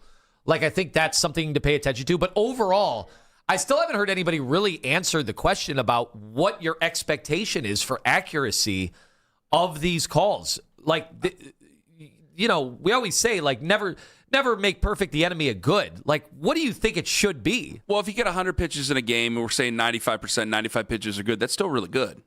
If you're accurate on 95%, if 100 pitches, 95 of the pitches are good, that means 95% of the pitches are fine. But if according to John, if one is 2 inches incorrect, that's a terrible umpire. And I'm like, is it? Is it really? Or they just blew one call? Like, have people not really thought this out? Like, they're going to attack. Like, the officials are bad. I realize there are people that watch games that think the refs are out to beat the Cleveland teams in every sport. And guess what? There are people in New England that think that. There are people in New York that think that. Major League umpires are paid well. It's a full-time job. So if Major League umpires are paid well, like, you do expect there to be a higher level of that, even though we freak out at lower levels when they're not as accurate. Yes, they do. All right, we got him. Let's go to the hotline. Let's welcome in Daryl Ruiter. He's brought to you by Schreiben Jewelers, Cleveland's premier jewelry store. Good morning, Daryl. It's happening. Happy opening day to you, my friend. Do you hate the Cubs? Hate the Cubs? No. Kind of annoyed that that's who the Guardians actually open up with, though. Interesting. Why is that? Well, I don't know. I kind of feel like they're one of those teams that could draw at the gate, and I never like it's like the Yankees or the Red Sox. I never like when the Guardians get those games early. Don't because waste I think it. I think they benefit better at the gate if those are later in the year. Totally agree. I remember the first time we had them since the 2016 World Series, and it was like the middle of the week in like cold weather in like April at the beginning of that season. Yes, Owen? The Yankees have been early in the year the last few years. They're not this year, but they're a Monday, Tuesday, Wednesday. So it's which would you rather have on that? At least you get a weekend here. So they had an April where the Yankees and Red Sox both came through, and I remember some of the reaction from the Guardians. They were less than pleased with that development, but. I hate the Cubs. No, I just, I just put it this way. I don't like the Marlins more so than the Cubs. Actually, I would probably agree with that. Daryl Ruiter joining us here on the show. Jeremiah Love, you said if the Browns took him at 6, it would be terrible roster construction. Explain yourself, Daryl. Well, they already took 2 running backs, but I also said as part of that I wouldn't have a problem. Him, Tate, Caleb Downs, one of those 3 guys, and I think the jackpot for Andrew Berry would be if all 3 of those players are available at 6, because I still believe that the for sale sign is sitting there on that number 6 overall pick, and that would help Andrew Berry out immensely in his efforts to move down. But it's similar to the quarterback thing, right? If they draft Ty Simpson and then come back next year and draft another quarterback, that'd be 4 quarterbacks in 3 years that they will have drafted, and that again is. Well, I didn't want to talk to you about Ty Simpson yet. For the no, love I know, of God. but I'm just saying that you draft 3 running backs in 3 years. That's not great. What makes Love appealing to me though is that he's kind of you can use him as a hybrid player. You can put him in the slot. He can score from the slot. He can score from the backfield. He is an explosive, game-changing type player. But again, you drafted 2 running backs last year, so I don't know that spending your highest draft pick this year would be the smartest way to go about your roster construction when you have other needs. Yeah, I'm with you, Daryl. I can't fathom a world where they take another running back and use that premium draft pick to go running back when it's a luxury. Running backs are a luxury, and now you're taking your 3rd in 2 years, and it kind of then immediately invalidates the Judkins pick a year ago. Because what year are we that we're going to do a 2-headed monster? Like, I just can't see that. It's not that I don't think he's a good player. And yeah, people are going to say best player available, but I don't think the Browns are in that position where they can just do something like that, especially after last year's draft. So maybe I'm just wasting time on it now because I agree with you. Yeah, Caleb Downs, I think they could do that. I think that's possible, mostly because of the fact that Grant Delpit is in the final year of his contract right now, and you could, really justify that. A, he's a great player, okay, but also, two, you do something that you've not been able to do, and that is fortify your roster against potential free agency losses, and you naturally turn that roster over, and this is what great teams do. Look at the Patriots, the Eagles, the Packers, even to a degree the Steelers, where they just always seem to find a way. The Ravens, they just seem to find a way to recycle their rosters over and over again without having drop off in performance on the field. Daryl Ruiter joining us here on the show. See, my issue with all this is, and I see where you guys are at. I'll be respectful about it. I talked to Coach Lance on Wednesday. He was in for Tone, and he tried to sell me on Jeremiah Love.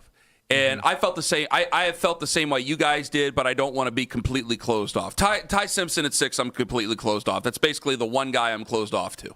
Yeah. But when it comes to Jeremiah Love, I know they've taken running backs before, but I find myself, I think there's a lot of teams that are willing to trade down. And so if I'm trying to get a team if I'm trying to get a team to trade up, am I going to take less? Because if I'm another general manager, I'm going to go, this draft ain't very good. You want me to trade up with you? I'm not going to give you what you would usually get in another draft. So if you're Andrew Berry, am I going to take less than market value for this choice, or am I going to bite the bullet and take a very good player and then leave it on my football team to figure out how to use it? Because if Jeremiah Love is that productive and that good and I can't get that much for that pick, I think I'm just going to take Jeremiah Love and say to hell with you. It's up to this good coaching staff that we've just changed out that's supposed to be better offensively to make this guy work with Quinshon Judkins and everybody. Yeah, I don't know that Andrew Berry is going to make the type of trade he was able to make with Jacksonville last year, because of what everyone's anticipating will be such a loaded quarterback class in 2027. I don't know that a lot of teams are going to be willing to give up 2027 draft capital, at least first-round draft capital. So, and that's, if you make a trade like that, Ken, where you're sliding back from 6, that's probably what you want, right? Mm-hmm. I mean, you already have 5 picks in the top, 110 or whatever. So you already this year have tremendous draft capital, and I don't know that you need, another pick this year. It's next year that you want to load up on so that you provide yourself with flexibility. But again, I don't know that teams are going to be willing to do it because they want to sit around and see what that draft class is going to look like. All right, Daryl, we saw some new videos emerge of the svelte. Is that the correct word for Dewan Jones playing basketball? Looking like a looking good. like he Look did. good. He looked very Looking good. I'm happy. Now, I don't know about playing basketball for somebody whose first 3 seasons in the NFL have resulted in season-ending injuries. Well, you got to keep him in shape. But that is one way. Maybe swimming. Basketball's hard. Swimming's a good way to do that. Burn the calories. I guess so. Maybe where he's at, there's not a pool very close. Maybe and he's very tall, so maybe he needs Olympic-sized pools. Either way, Daryl, what do you make of that? Is he a legitimate candidate to be a starter on this offensive line? If he's healthy. I mean, that's what it comes down to. The problem for him, at least from my standpoint, hasn't been so much the talent. It's been his health. I go back to his rookie season when he was pressed into service. He was playing before he got hurt like one of the best left tackles in the National Football League at the time. So, unfortunately, he's just been bit by the injury bug pretty much every year. And that has affected his weight. It's affected his conditioning and all those things. So if he's healthy, if he can stay healthy, sure. But I have a lot of reservations about being able to trust and believe that he's going to be able to stay healthy. And I'm not all that crazy about him playing basketball, but if that's what he's, that's what he's got to do to keep himself in shape. I get real nervous about guys that have injury history doing other contact sports is extracurricular activities. Daryl, I think you and I are going to agree with each other. Was it his first year in this league with Bill Callahan? Yes. Okay, so this is where I go on this. Bill whipped him into shape, Exactly. and that is a fact. And that is not being cute or funny. One of the worst things that happened for him in his career is that they hired Andy Dickerson, who, I mean, really just was not cut out to do the job. Right. Was not cut out to do the job whatsoever. And I think it is. The injuries are the injuries, but I mean, you looked at how he came into camp the next year. Right. It is had Bill Callahan. Like sometimes you got to let guys go coach with their sons, right? But if you made a better hire than what you made after Bill Callahan, maybe we're not having these conversations about Dewan Jones. Maybe we're not worried about left tackles. Maybe we're not freaking talking about Monroe Freeling at number 6 or Caden Proctor at number 6. And no offense to those guys, but these guys aren't number 6 overall guys. Yeah. No, 100%. And it highlights how important your coaching staff really is, because here we are years later, and this is the reason we're having these discussions. Yeah, well, and you can also go all the way back to the Jed Wills selection as well. Yes. You know what I mean? So George Warhop is a really good offensive line coach. He's been here before. Maybe he can come in and maybe undo some of the damage from the last couple of years from a coaching standpoint or whatnot. But again, I think there's talent there with Dewan. It's been other things that have prevented him, including injuries, from realizing that talent. Daryl, glad we were able to reel you in. Have a great day. Have a happy opening day, and we'll talk to you next week, buddy. Enjoy the ball game, boys. The sensational Daryl Ruiter, brought to you by Shiben Jewelers, Cleveland's premier jewelry store. All right, we got to get moving. We got Matt Foreman. He is the assistant general manager of the Cleveland Guardians. He's going to join us at 8:40 this morning. 8:40. So when is Travis Bazana going to come up? You're going to find out. I'm open to Jeremiah Love. Let me explain why. And who are you going to call if you're in trouble? You won't believe who Tiger Woods phoned. It's Anthony Lima for Man.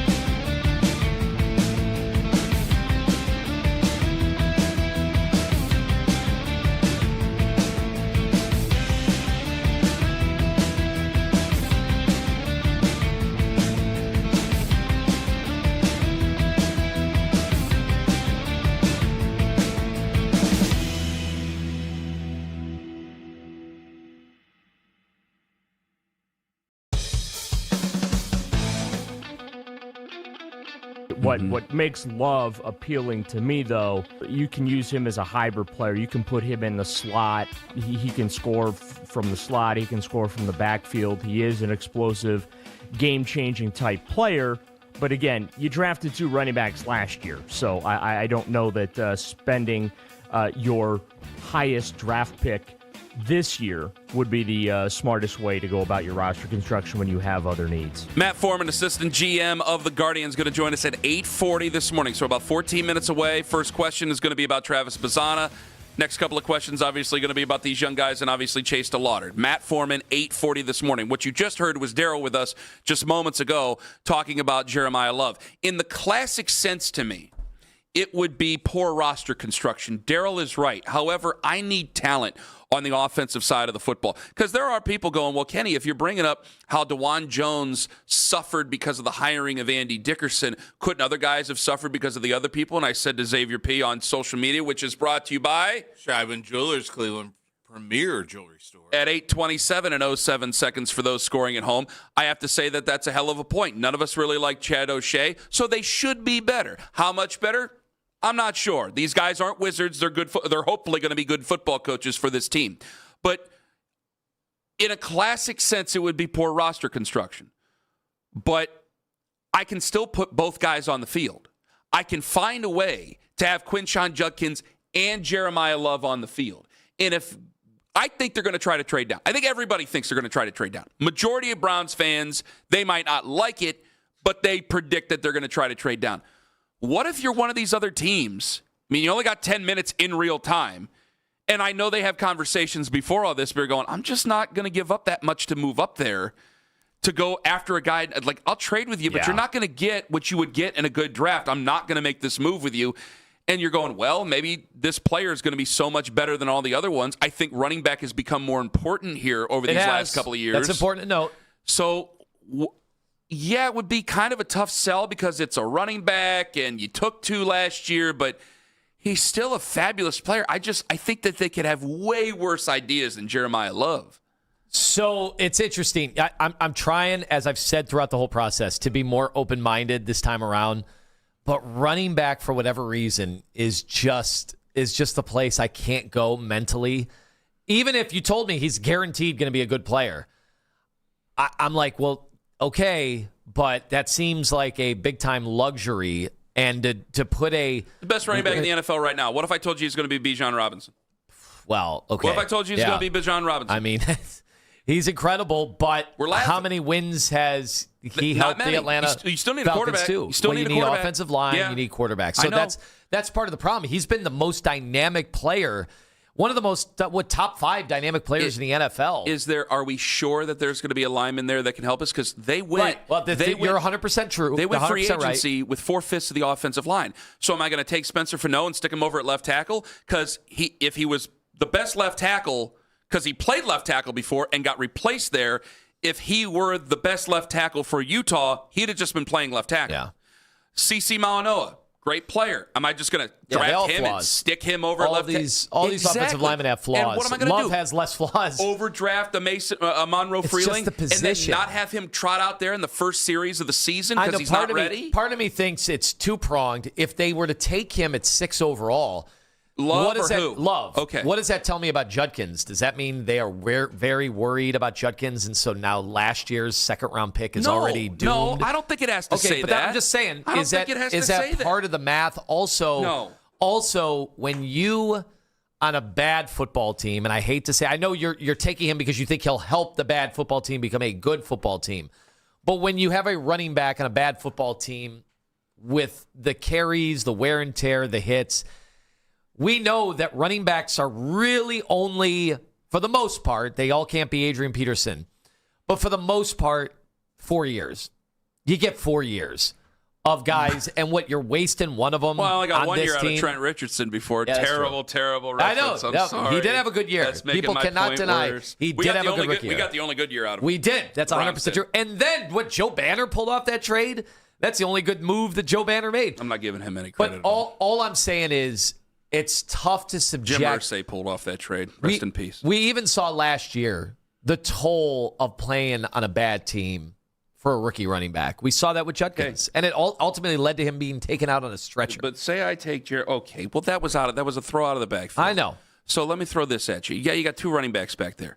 So I got Quinshon Judkins, I got him. Now, last year, your problem was that anytime number 10 was in the backfield, out of a single back, people basically knew that number 10 was going to be getting the ball. So you were up against a lot of loaded boxes. You had 8, 9 in the box there. Well, if I got 2 back there, I made a joke to somebody else earlier this week. I said, I think we might see the first 11-man in the box since the 1920s. Well, you could put a guy, now I'm starting to call him Bijan Robinson. You take Jeremiah Love, you split him out, you send him in motion, maybe he lines up in a loaded up Y, and all of a sudden you're spreading out your offense. And you don't even have to throw out of that offense. I can turn around and hand it off to Quinshon Judkins, and then I got an unbalanced look over on the left or right side, and maybe I can get a few yards, and I can keep everybody honest, so then I can throw out of that set if I want to do it again. Like, he gives you options. And I don't want to, like, he was not my first thought. He was not my first thought. Like, I didn't do barely anything on him other than the writing just because I figured they weren't going to take him. But now as more time goes by and we're getting more guys who you are trying to fit round pegs and square holes here, well, hell, Tone, if you can't get anybody to trade up with you that's going to give you anything good and you're kind of stuck, sorry, I know what they took last year, but this is still a hell of a football player. You could come away with a hell of a lot worse. And if you're trying to draft for need, and because it's the Browns, I'm going to assume you're going to come away with something worse here. So you might just be stuck. It's going to be a tough sell, but I'm going to have to remember all this stuff if they actually do. Because I'm going to assume that if they can't move out of 6, if Love's still on the board, like say Carnell Tate's off, say Carnell Tate's taken away, like he would be the easy pick. Granted, I should have said that earlier. 6 overall, Tate's still there, Love's still there, fish in a barrel. You'd probably take Tate, right? Wide receiver, you need wide receiver help. Yeah. Heard the Carr brothers talking about it. That's fair. But if Tate's already off the board, you could find yourself in a situation going, hey, if no one's going to move up with me, I'm just going to assume if they just take Jeremiah Love, I think that they like him and they could be happy with him. But I would also say, yeah, no one's going to be moving up and giving you all the stuff that you want or that you deserve out of that pick in a normal year. I'm not going to sit there and pout that they got a good football player, and I do think he's going to be a good football player. In fact, that's the hard thing about this. When it came out of your mouth, I did have to think and take a step back. Like, I kind of feel like he's more of a guarantee than almost any other player in this draft. Like, think about how crazy that is, what I just said. And yet, I'm sitting here at number 6 on a bad football team saying, I don't want the guaranteed good football player. But it just has to do with the position that he plays. And that's just a big part of this sport right now.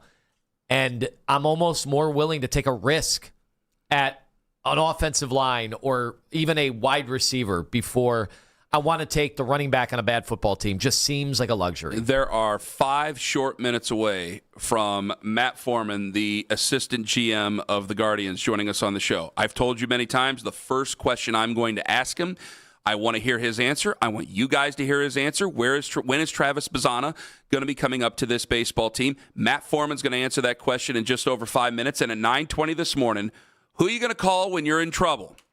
You will not believe who Tiger Woods allegedly called. That coming up at 9:22 on The Fan. Friends, Ken Carman here for the wonderful people with Window Nation.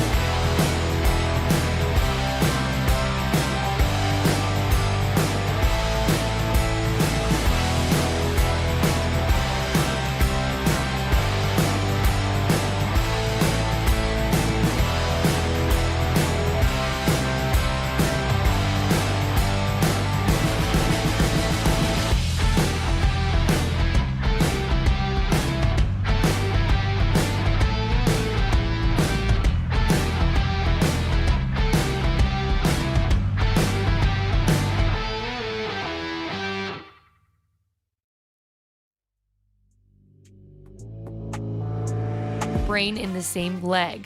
Listen to the Fan Rewind weeknights 11 p.m. to midnight, all of the best segments from all of our shows, and you can always listen on the Odyssey app. Headline Sports News continues every 20 minutes on 92.3 The Fan. From the University Hospital Sports Desk, I'm Mackenzie Flew.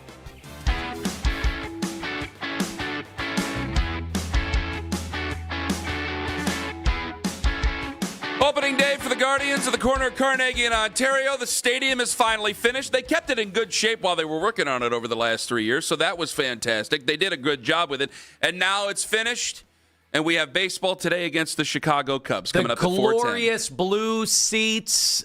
We got them, folks. We got them. They look really nice. Another person we have here, Vice President and Assistant GM of your Cleveland Guardians, Matt Foreman, joins us right now on the Make It Right Call Kyle Wright hotline. Matt, good morning to you. Good morning, guys. Happy opening day. Doing well. Happy opening day to you. First question, when's Travis Bazana coming up? Jeez, Ken, right? I told right everybody after I was going to get right to it. I had to ask it. I can't just lie to everybody. I had to ask him. Go ahead there. Well, I was going to say I'm thrilled to see the blue seats at the ballpark filled today, and we don't put timetables on players. We certainly haven't put a timetable on Travis. My hope and expectation is that at some point in the 2026 season, he'll be impacting our big league team. We always tell players that there's some things they can control and some things they can't. They can't control, whether or when there's an opportunity in the big leagues, but they can control their preparation for a potential opportunity whenever it presents itself. And one thing I know about Travis is that he's doing just that. He's working his tail off to keep getting better every day. And Matt, obviously you are on top of all the trends in baseball. It does seem like there's been a sea change over the last decade, really 5 years, where more of these young dudes are getting called up earlier and earlier. How do you think that is? How has that been the case that for my entire life, we've just determined that the young kids are not ready for baseball until like 5 years after they're drafted? And now more and more you're seeing teams a little bit more enthusiastic about bringing these guys up. Yeah, I think you're probably right. Over time, I think we've seen the game trend younger and younger. More overall contribution is coming from younger guys. And what's contributing to that, I'm not sure. There's certainly some systematic things. And maybe one of those things is just the development of players is happening sooner and quicker. College programs are better than they've ever been before. Showcase events for high school players are probably more popular than they've ever been before. And I think those things are probably contributing to players developing at a faster rate than they have over the course of time. Matt Foreman joining us, Assistant General Manager of the Cleveland Guardians, as well as Vice President. Chase Lauder, what have you thought of his start? Oh, it's been a ton of fun to watch, hasn't it? He's a guy who we asked to debut in the postseason, of one of 6 guys in the history of the game to do that.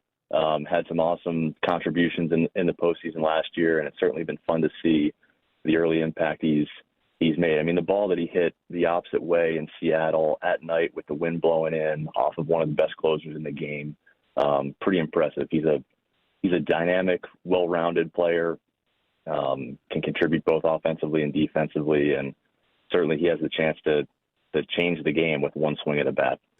When you have a guy who's that young and hits for that much power, and we're always looking for more power in this lineup. We've been trying to do it since Travis Hafner, really. What are some of the things that are important to you when you decide to make the call up in the postseason for him, and then with maybe the thought that he's going to start the next year on opening day for you guys?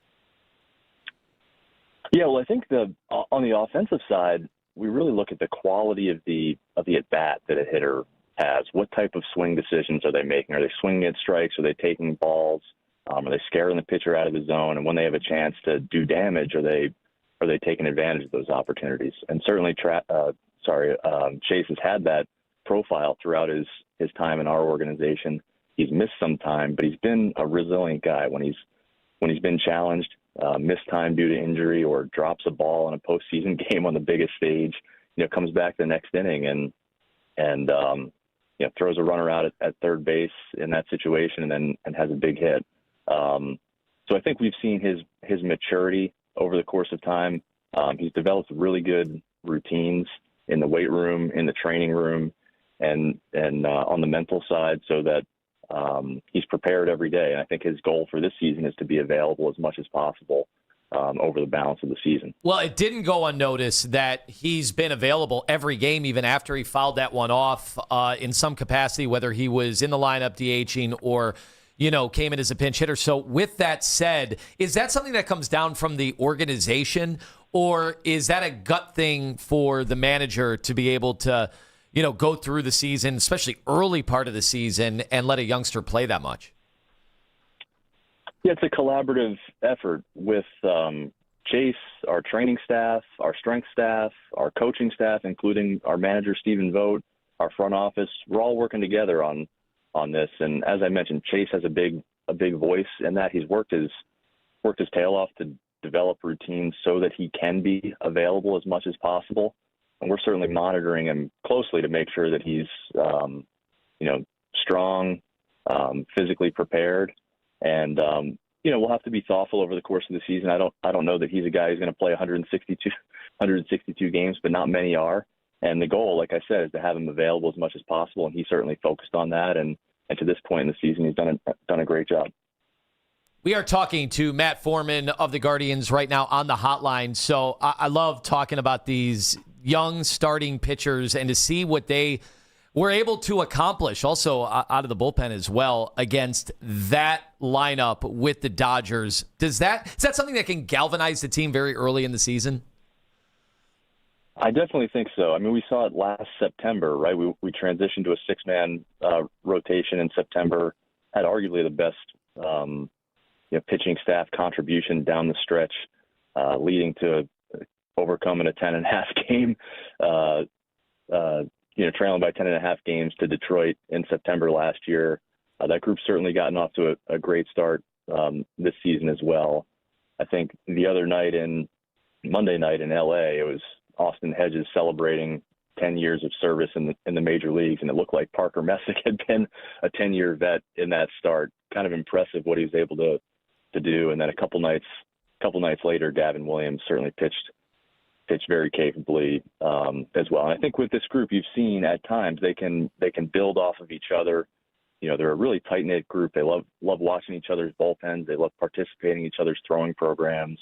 And, hopefully we'll keep stacking good start after good start, because that really can be a galvanizing force for the group. Matt Foreman joining us here from the Cleveland Guardians, assistant general manager and vice president. We've seen Stephen Quan bounce around the outfield a little bit, making room for some other people to come up with all those other things. Have you guys kept an open dialogue with Stephen about possible extensions? Yeah, I'd probably be wise to not comment on any player specifically with respect to an extension, but we certainly love having Stephen as part of the organization. 4-time Gold Glove winner. I think he's one of 3 players to start his career with 4 Gold Gloves in a row. He's played both left field and center field to start the season, and it speaks a lot to who he is as a teammate. He mentioned interest in the possibility of playing center field in spring training to us as a way to help the team, and that says a lot about who he is. And certainly, offensively, he's a wizard with the bat in his hand. He's got great contact skills. He controls the strike zone really well, and he's a presence at the top of the lineup every day. We know that Stephen Quan's hitting leadoff for us and playing somewhere in the outfield. So thrilled to have Stephen a part of the organization, and excited for him to have another great season. Really, that was his idea? He came to you guys to play center field? He did. Yeah, he did. He approached us with the idea of playing center. He said, I know this is a place in the field that we've been trying to resolve for the last couple of years. And he said, I know we have some young guys who have great bats, and in order to improve the overall dynamic, if it helps the team, I'm willing to do it. And again, I think that speaks to his selflessness and his motivations to be a great teammate and do whatever it takes to help out. So far, you were always putting the closers under the microscope.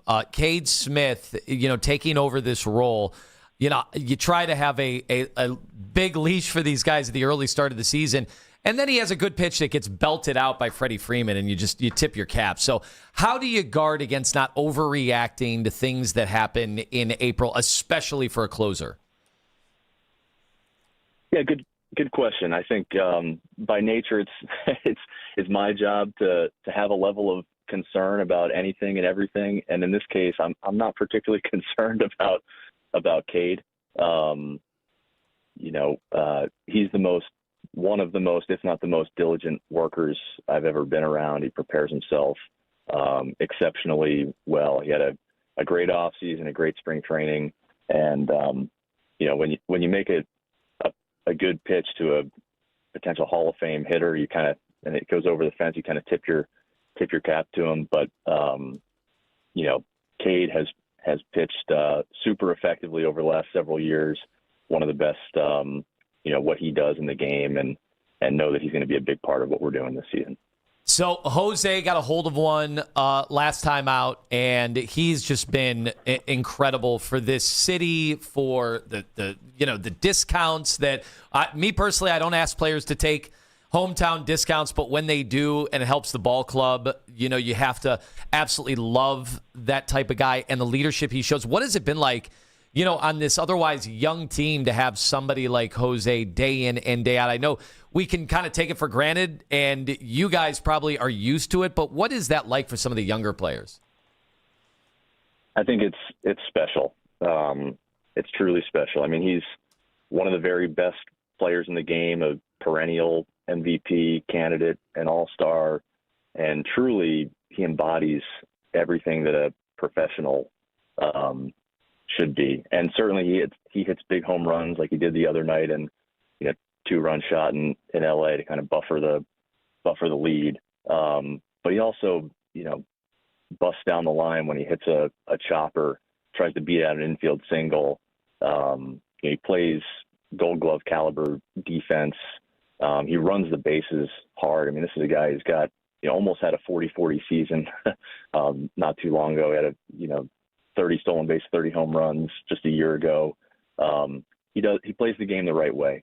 And I think that sets the tone and sets the standard for the entire roster, that little things are big things, right? Yeah. And I think that goes a long way with a young group. I mean, this is a team that just a year ago, right in the wild card series against Detroit, 21 of the 26 players on our roster had made their debut with Cleveland. So it's an internally developed young group, and Jose really sets the standard for that entire roster. We're thrilled to have him. I got two quick ones for you, Matt, before I let you go. First one, what do you think of ABS? What have you thought of the struggles real quick at the beginning of the season with our ball club with it? Big fan of ABS. I think it gives a chance to get the right calls in the biggest moment of the game, and I'm looking forward to seeing how it goes throughout the course of the season. As far as our approach, I've seen the numbers, heard the numbers about the challenge success rate. I think it's something that we're still learning how to use. I think everybody across the league is. The one thing I will say is that success rate may not only be the way to define the impact of a decision. If you're using them in the right spots, big spots, big situations, that might be as important as your overall success rate. Over time, I think that'll balance itself out, and with a bigger sample, we'll probably be more successful than we have been so far. All right, last time we had you, you said you grew up in the Philadelphia area. You were a Philadelphia sports fan, if I'm not mistaken. That is correct, right? I'm going to take a shot in the dark. That's correct. Okay, That's correct. Good. Thank God, because I've messed it up before, and I was afraid to do it again. I got one more question then. Which media is meaner, Philadelphia or Cleveland? I think I appreciate both media groups, and I don't know that I'd say either is mean.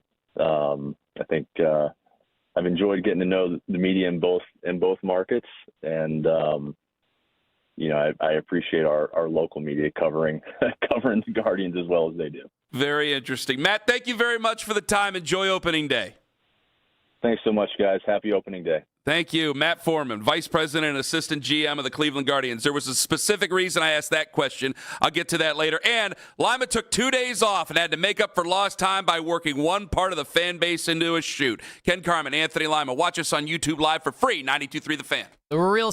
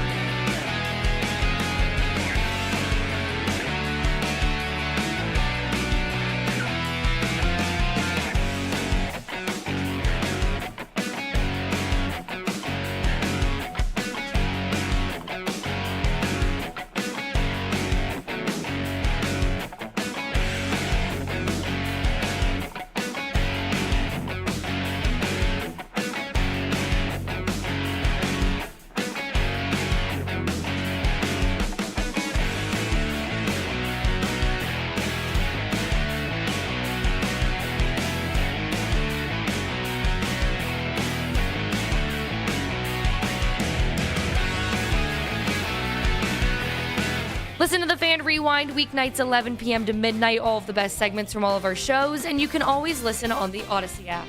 Headline Sports News continues every 20 minutes on 92.3 The Fan. From the University Hospital Sports Desk, I'm Mackenzie Flume. There's only one place to hear breaking Browns news. This is the radio home of the Cleveland Browns, 92.3 The Fan.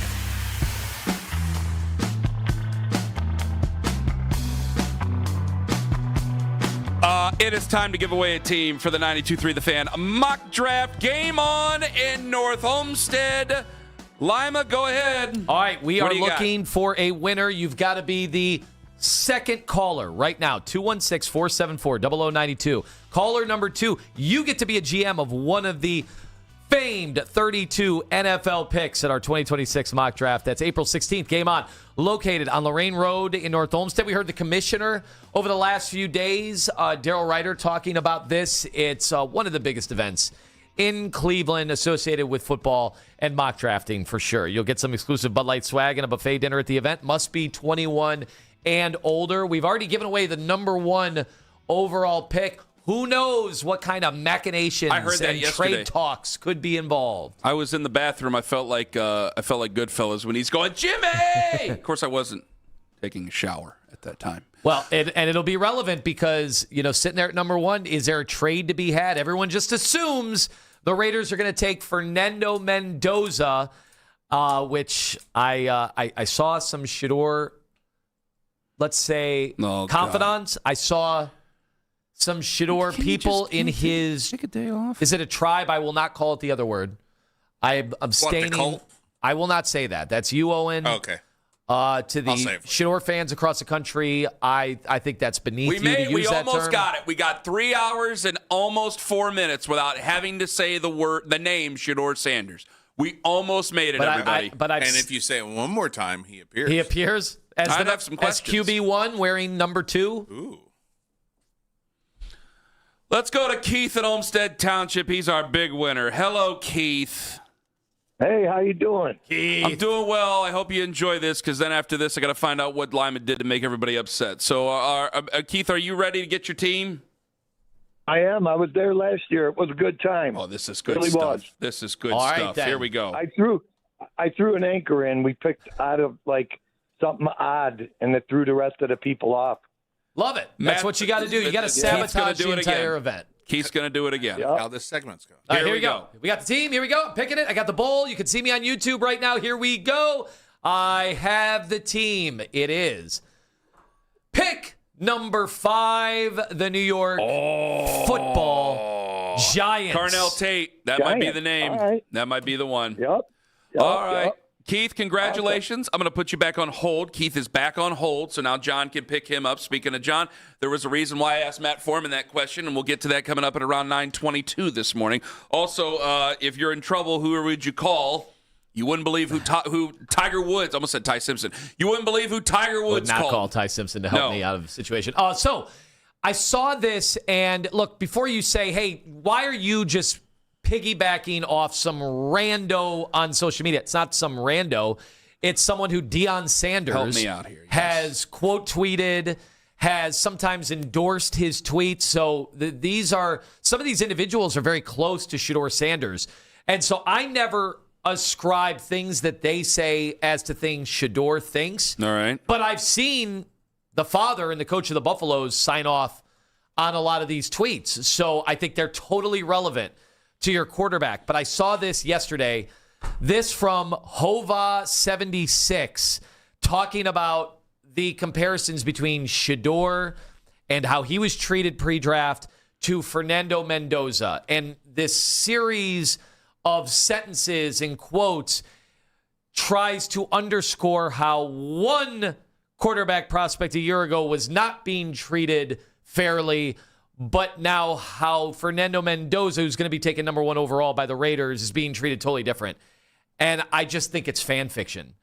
All I've seen for the last month is people pick apart Fernando Mendoza and his flaws and how he's not a Trevor Lawrence. He's not number 1 overall pick material. How if it was any other draft, him and all his flaws, the fact that his stats are very weak compared to other first-round picks, how it was the running game that carried him, how he didn't even play that well in the biggest games. And that's not just Dan Orlovsky saying that, even though he's been dragged through the mud, and rightfully so on some of the things he didn't have anything to back it up. No. He sounded like an idiot. I'm Right. sorry. And I like Dan. Nice enough but guy. I thought he was ridiculous. Yeah, you're not on the Christmas card list. You can say whatever you want to. The guy's good at breaking down film, and that's about it. So go ahead. But I totally disagreed with the things he said. Either way. Sounded goofy. Why do we have to, now that Shador is in the NFL, he has a chance to start for an NFL football team this year. As a fifth-round pick, he already has how many games under his belt? 7. That's like a miracle. Do you know how many guys are drafted in the 5th or 6th round that never see the light of day? So what's the issue? And now Shador is coming in, and he has the opportunity to seize hold of a quarterback room and get a chance to start week 1.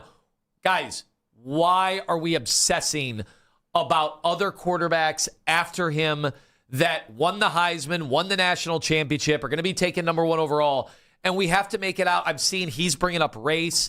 Guys, the last 3 quarterbacks taken number 1 overall have been heavily scrutinized too. Guess what? They're all black. They're all African-American quarterbacks that were taken number 1 overall, and they all get the equal treatment.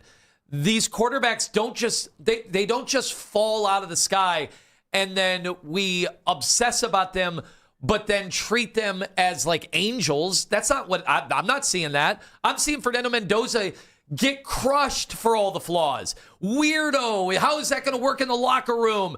What is going on with him and how he's almost overdoing it at the pro day? As long as he is his authentic self, it'll go over well in the locker room. If that's how he is, like Russell Wilson is not the same person in the media as he is in the locker room.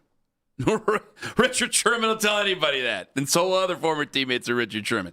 He's not authentic. As long as Fernando Mendoza is authentic. Now, I'd like to play along with you on this. You're going to hate me. Who's we? Who are you saying? What do you mean? Who are you talking to? I don't think Browns fans are doing this. I'm talking to... You said somebody on one of Shador's... No, it's not just somebody. It's fans, one of Shador's people. No, this is not a fan. This is some... Ask the Shador people who Hova 76 is. He's not just I don't know nobody. who that is. You don't know who he is, but they do. Go on YouTube right now. If you guys are interacting with the show, tell Ken who this dude is, because he's basically spoken on behalf of the Sanders family before. And again, I told you, all right, but the dad, Dewan Sanders, has signed off on a bunch of what I call it fan fiction, but I'm not trying a lot of the stuff that he said. Well, also, he buried Kevin out the door, and Shador's dad quote tweeted it and signed off on it. So this is not just somebody. This is not just some random people. Educate Ken on who exactly this is. I have no idea. But I will say, if this is a person you're saying is close to Shador, yes, then what? He's in the inner circle. Okay, but you said you're just talking to people who are close to Shador. I'm talking about Browns fans. I don't hear Browns fans comparing him to Fernando Mendoza every day. Now, we have not spoken a lot about Fernando Mendoza because it's a non-starter for us. I've thought a couple of times, well, the Raiders have a bunch of picks. If they weren't sure, but that's a conversation about Fernando Mendoza. I will say that I have heard some people pick apart Fernando Mendoza here because we got a month until the draft. That's how the draft works. That's how the draft works. Are these people new to the NFL and the draft process? But also, they get picked apart. That's the whole process. I don't think that Fernando Mendoza, if we're doing this, I'll play along with you on it because, one, I don't hear a bunch of Browns fans doing it. We're talking to Browns fans. What, the Shador fans, not Browns fans? I think that Shador fans are Browns. I think there's a bunch of people who don't care about the Browns who are Shador fans. Yes. Wow. Yeah. Okay. If you're talking about people on the internet, yeah. They don't care about the Browns. I thought they were rooting for the Browns fans. I thought they were here rooting for the best interest of the Browns. If Deshaun Watson, the best interest of the Browns is the best quarterback who plays. If Deshaun Watson ends up winning that quarterback competition, you think those folks are Browns fans? Hell no, they're not Browns fans. So I'm talking to Browns fans. So I'll play along with you on this. I don't mean no disrespect. I have no idea who this person is. All right? But if you're thinking that... If you're questioning which one was ridiculed more or picked apart more, Shador or Fernando Mendoza, it was absolutely Shador. With 100% it was Shador. Shador changed, him and his dad changed everything in college football. I agree with that, but part of that is the fault of Shador. What? He decided to go against the grain with representing himself. Not the interview stuff. We played the audio from Todd McShay. No, I'm just saying. I'm not talking about NFL teams, though. I'm talking about the fans. We can't act like the season ended a year ago for Shador Sanders, and then he was arguably going to go maybe number 2 in the draft, and then just fell out of the good graces of 32 NFL teams out of nowhere. Stuff happened. We can't act like we don't have a process for a reason. There is a reason that when your season ends and you have now these guys have representation earlier, that they outline an entire scheme, an entire protocol for how to talk to NFL teams, how to go through the process, how to choreograph your pro day down to the last second. Guess who screwed up all of this? Shador and his people. They did. And I think it's okay to admit it and then get past it. Other guys are going to have higher profiles now coming out, and they're going to do the right things. In fact, I've heard that NFL prospects have used the Shador experience as I hate to say it, as a way to not screw up your draft prospects, as to not screw up. A cautionary tale is the word you're looking for, term you're looking for? Absolutely. So I know you guys don't want to hear this. You think it's a grand conspiracy. You think all 32 owners got into a room and singled out one player and one player only. Again, I call that my theories on that before. I think that's fan fiction. I think you sound silly. I think you just got to get over it and admit the process was screwed up. He botched the entire thing. And now, who cares? He's got an amazing opportunity to start for one of the 32 NFL teams. And you should be feeling blessed that he's even in that position for a 5th-round pick that also played as poorly as he did last year. That's an amazing opportunity that Shador Sanders has, and I think it looks really bad if you're sitting there dwelling on other guys. I mean, they're sitting here every day talking about how bad Jackson Dart is and Tyler Shook, and you'll see Shador's going to be the one guy to emerge. Maybe he will, but right now it's not looking great. It has not been off to a good start in his NFL career, and you just having to go off on Fernando Mendoza and other draft prospects to make you feel better about your situation, it's just going to make you look. It's going to make you look kind of small. Well, I got to be honest. You're going to have to show me during the break on all this, okay? Show me during the break, and I might have a thought and an opinion on this. Also, why I asked Matt Foreman, the assistant general manager of the Cleveland Guardians, about the Cleveland media and the Philadelphia media, because John is from Philadelphia, and he said something crazy earlier this week. And who would you call if you're in trouble? You won't believe who Tiger Woods called up. Ken Carman, Anthony Lima. That in 5 minutes on The Fan.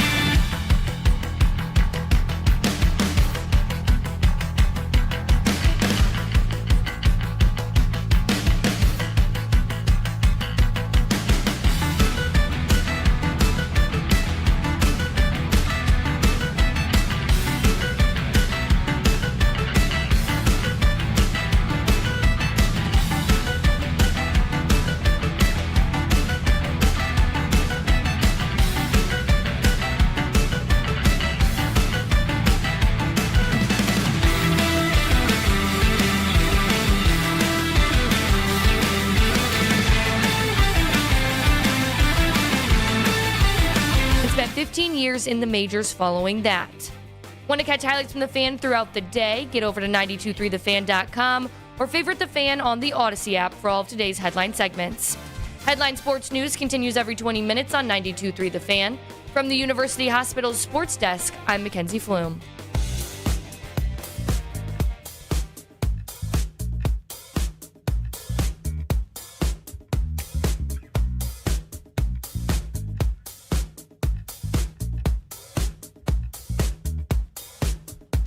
Coming in hot, 9:45. Please keep your comments within the boundaries of good taste. We almost started it yesterday. I heard about that. Today's going to be a good one. Today's going to be a good one. I can feel it. Well, I hope you're right about that. Also, when you're on your way in, $17 is what Spencer paid in Cincinnati. Sorry, this isn't Cincinnati. Right now, there are a lot of people getting in. On your way in today, you might want to stop by the ATM right now. I saw, this is WKYC. They have $70, $80, $50, $70. Those are the four signs that I saw, the pictures of the signs that I saw. And the thing is, Kenny, you say that, and by the end of the day, those lots will be full. People will have paid it. Because if you're going, it's unbelievable. If you're going with three other adults and you sit there and you go, hey, can you each hand me 20? Everybody hands you 20. All of a sudden, you come with the $80. You're right there. Okay, I get it. Which, if you're up in years and you don't get around as well as you used to, okay, I understand it. No, it sucks. But it on sucks. On a 75-degree day, if it's not raining and you're getting down here earlier, like, come on, like, have a nice walk. It's beautiful out. It's also a cashless stadium now, so you got to have cash outside the stadium.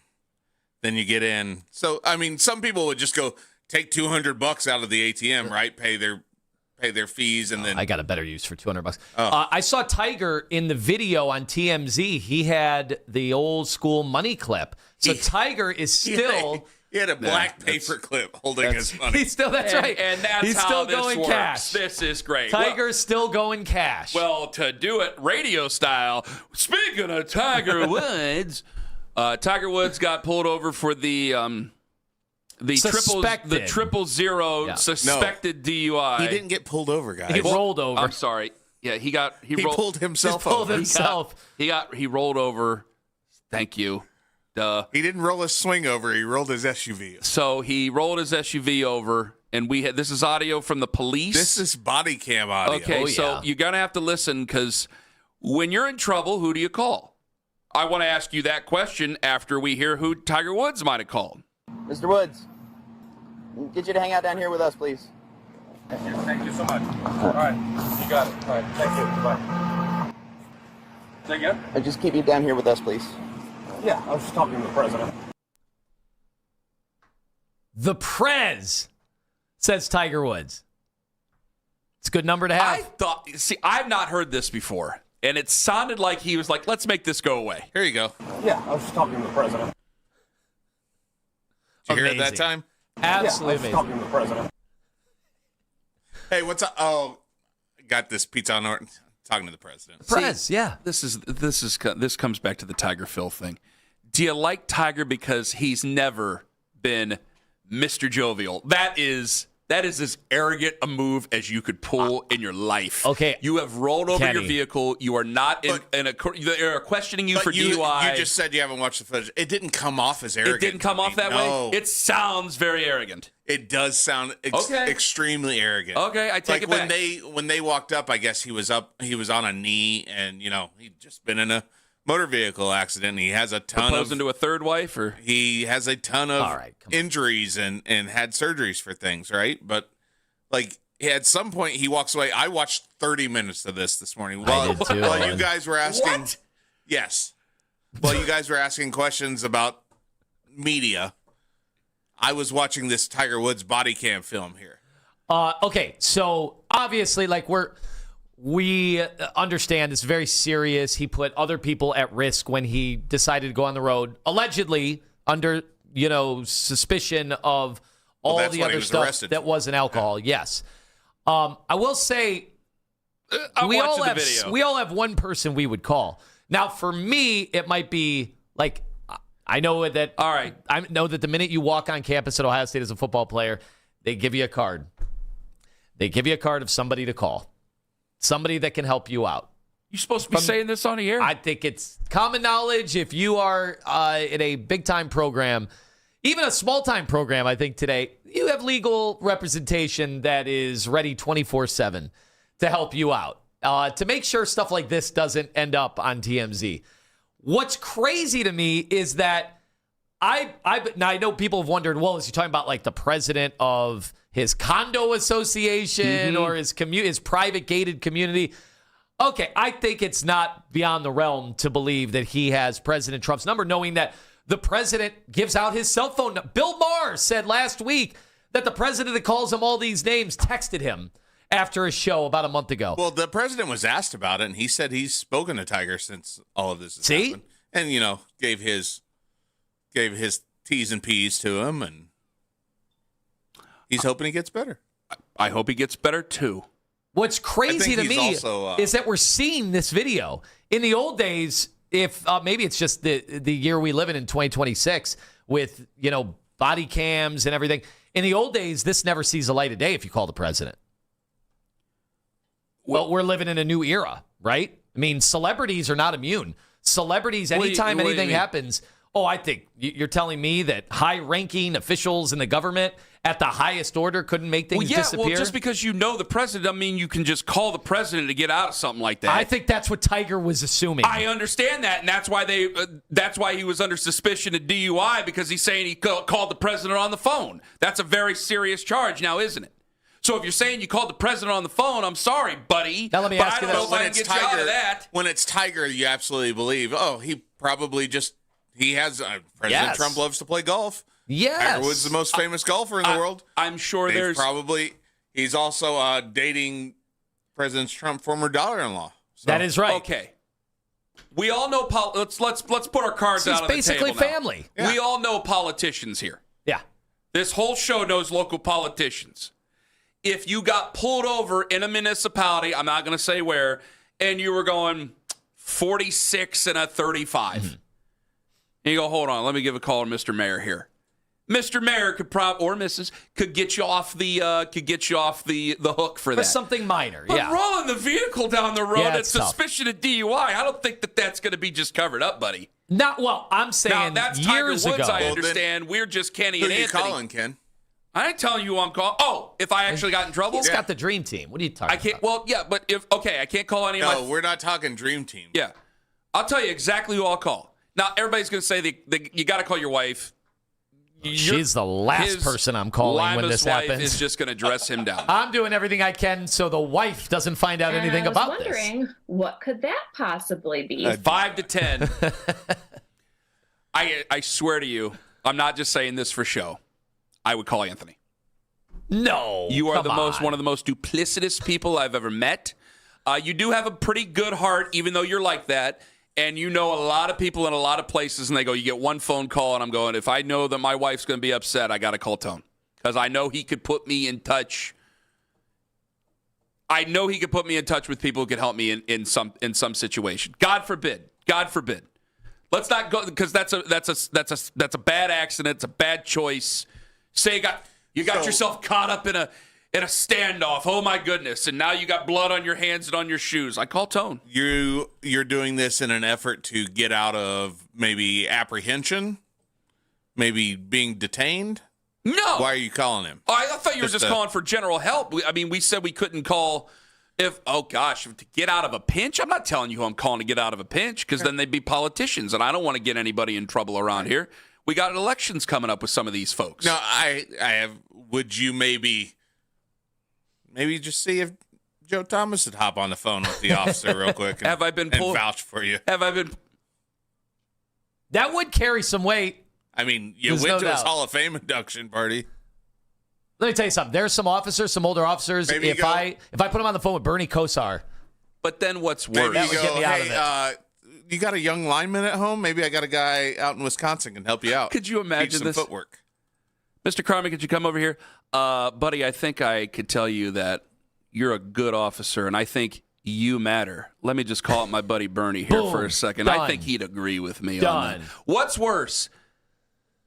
Do you know who I am, or do you know a person that I know? Which one could possibly be worse? Do you know who I know? I think do you know who I know is even worse.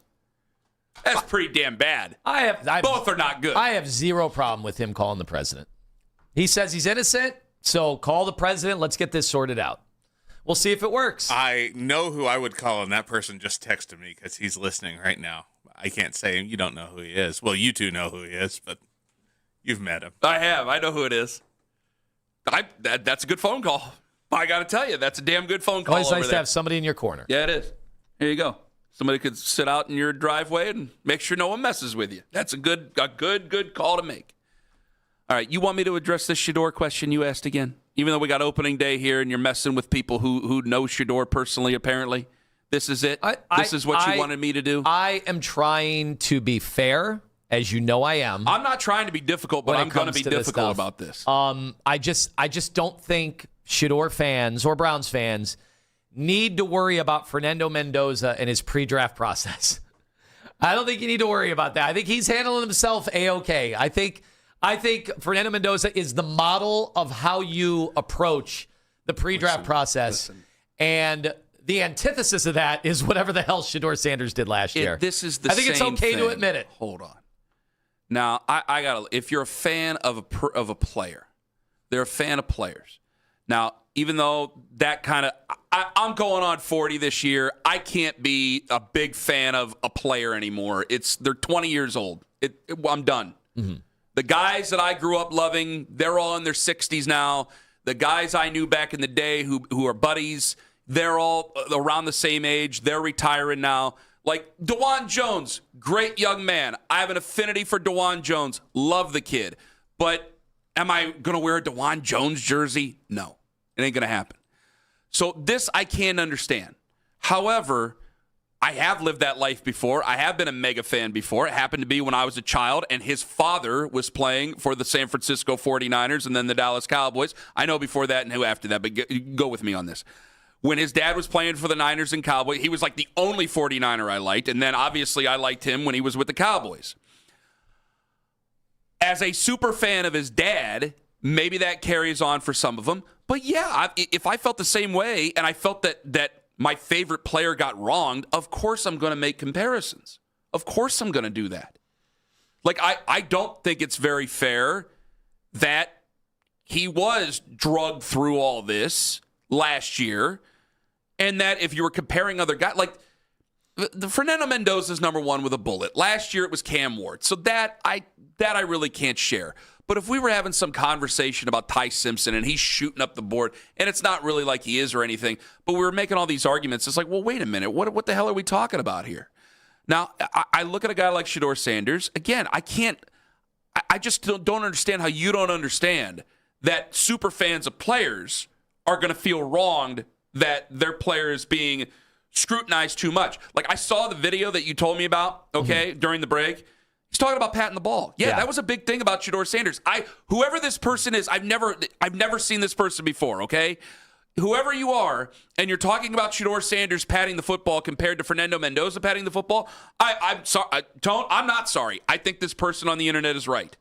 You're arguing with people on the internet, fine. I guess I'm going to argue with you about people you're arguing with on the internet because this person is right. It was a silly-ass thing, people talking about patting the football when you have another guy patting the football. Plenty of other guys have patted the football. So if you're going to bring it up, I don't know about any of the other stuff, but if the question is, why was Shador Sanders being ripped for patting the football when these other guys aren't? Hey, I think that's one for Shador. Sorry. Can't help you, Tone. Wait a second. So first of all, I've seen Fernando Mendoza get ridiculed for all these things. I've seen Fernando Mendoza get ridiculed too, but I don't. If you're I have not heard Fernando Mendoza get ridiculed for patting the football. I've never heard that. I've heard about him being corny. I've heard about is he staring into the camera too much? I've heard so many different things about Fernando Mendoza. But when it comes to actually like playing the game, there's a couple of things there, but I'm never patting the football. Like that did kind of sound kind of cheap last year when we were arguing about that. I'm watching him orchestrate a game-winning drive at Happy Valley. I don't see him patting the football here as he's throwing amazing balls into the back of the end zone. And I guess you need to try to trade up and go after Fernando Mendoza because we're in the situation we're in. It's just kind of silly. I can't imagine being obsessed the next year when your guy, Shador, has an amazing opportunity to win a starting quarterback job, one of 32. I don't know how many other rooms he'd have a chance to, but here in Cleveland, he absolutely has a chance with a new head coach. It's an amazing, blessed opportunity, and we're sitting here talking about, Fernando Mendoza, why aren't you guys mad at him the way you're mad at my Browns guy? fans. Like, think of how silly you sound. It's even sillier when you're not talking to Browns fans. That's not a Browns fan. Well, it's people. We're in Cleveland. It's people in Shador's corner. I don't care. Who have been co-signed by the father and head coach of the Buffaloes. It doesn't matter to me. But it definitely matters to them. Everybody's had goofballs in their corner. Baker had goofballs in his corner. Bernie had goofballs in his corner. Let the record show people in Shador that Ken Carman is calling Shador people goofballs. I don't know who this person is, but you're sitting there ripping all these people. So this whole segment was for you to get me ripped on the internet? Let the record show that's Ken Carman of Cleveland, Ohio, calling you, Hova, a goofball. I don't know who you are, man. I have no idea. I just think it's a giant waste of time to argue with people who are strangers on the internet, on the radio, with people in Cleveland who are actually Cleveland fans. Lord, patent footballs and all that other crap. Get me to 2027. I don't see Fernando Mendoza while he is torpedoing his way off bodies into the end zone in the national championship game to go ahead for good. I don't see him patting the football there. 216-474-0092. Why do I throw out the number? Nice play. Coming in hot is coming up next. Coming in hot are the prices for parking downtown. Heyo. Coming in hot, coming up next. Please keep your comments within the boundaries of good taste. I don't want to repeat of what happened yesterday. I will dump that right off and we will move on. I will do diabolical questions if that happens. Yeah, I am talking to you, Mackenzie, as you walk into the room. 216-474-0092. Coming in hot. Coming up in 5 on The Fan. Right attitude.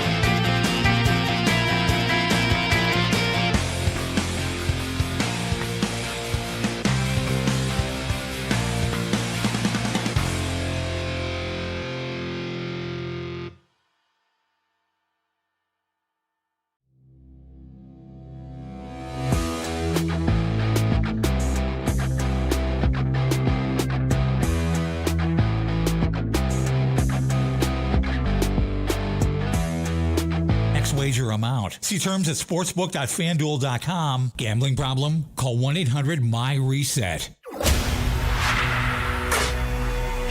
Headline sports news every 20 minutes from the University Hospital's sports desk. We are Sports Radio 92.3 The Fan.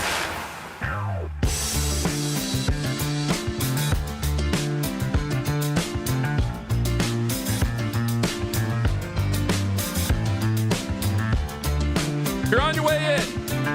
Parking prices around $60 to $80. So better take up a collection.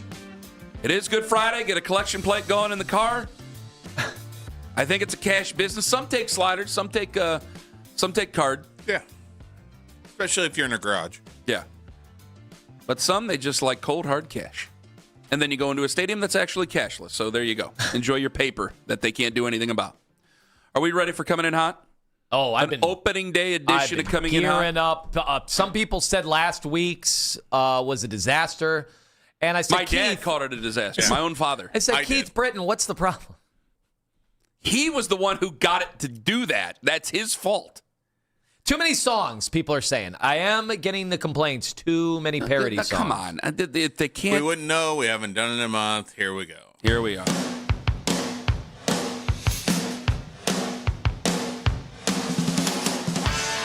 All right, Cleveland, it's time to get whatever you want off your chest. Cleveland, you're coming in hot.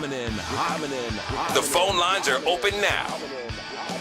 Please keep your comments within the boundaries of good taste. 216-474-0092. Hello, you're coming in hot. Hey, Mr. President, it's Tiger. Kind of messed up here again. Gonna need some help. Can you send another $10 billion? No.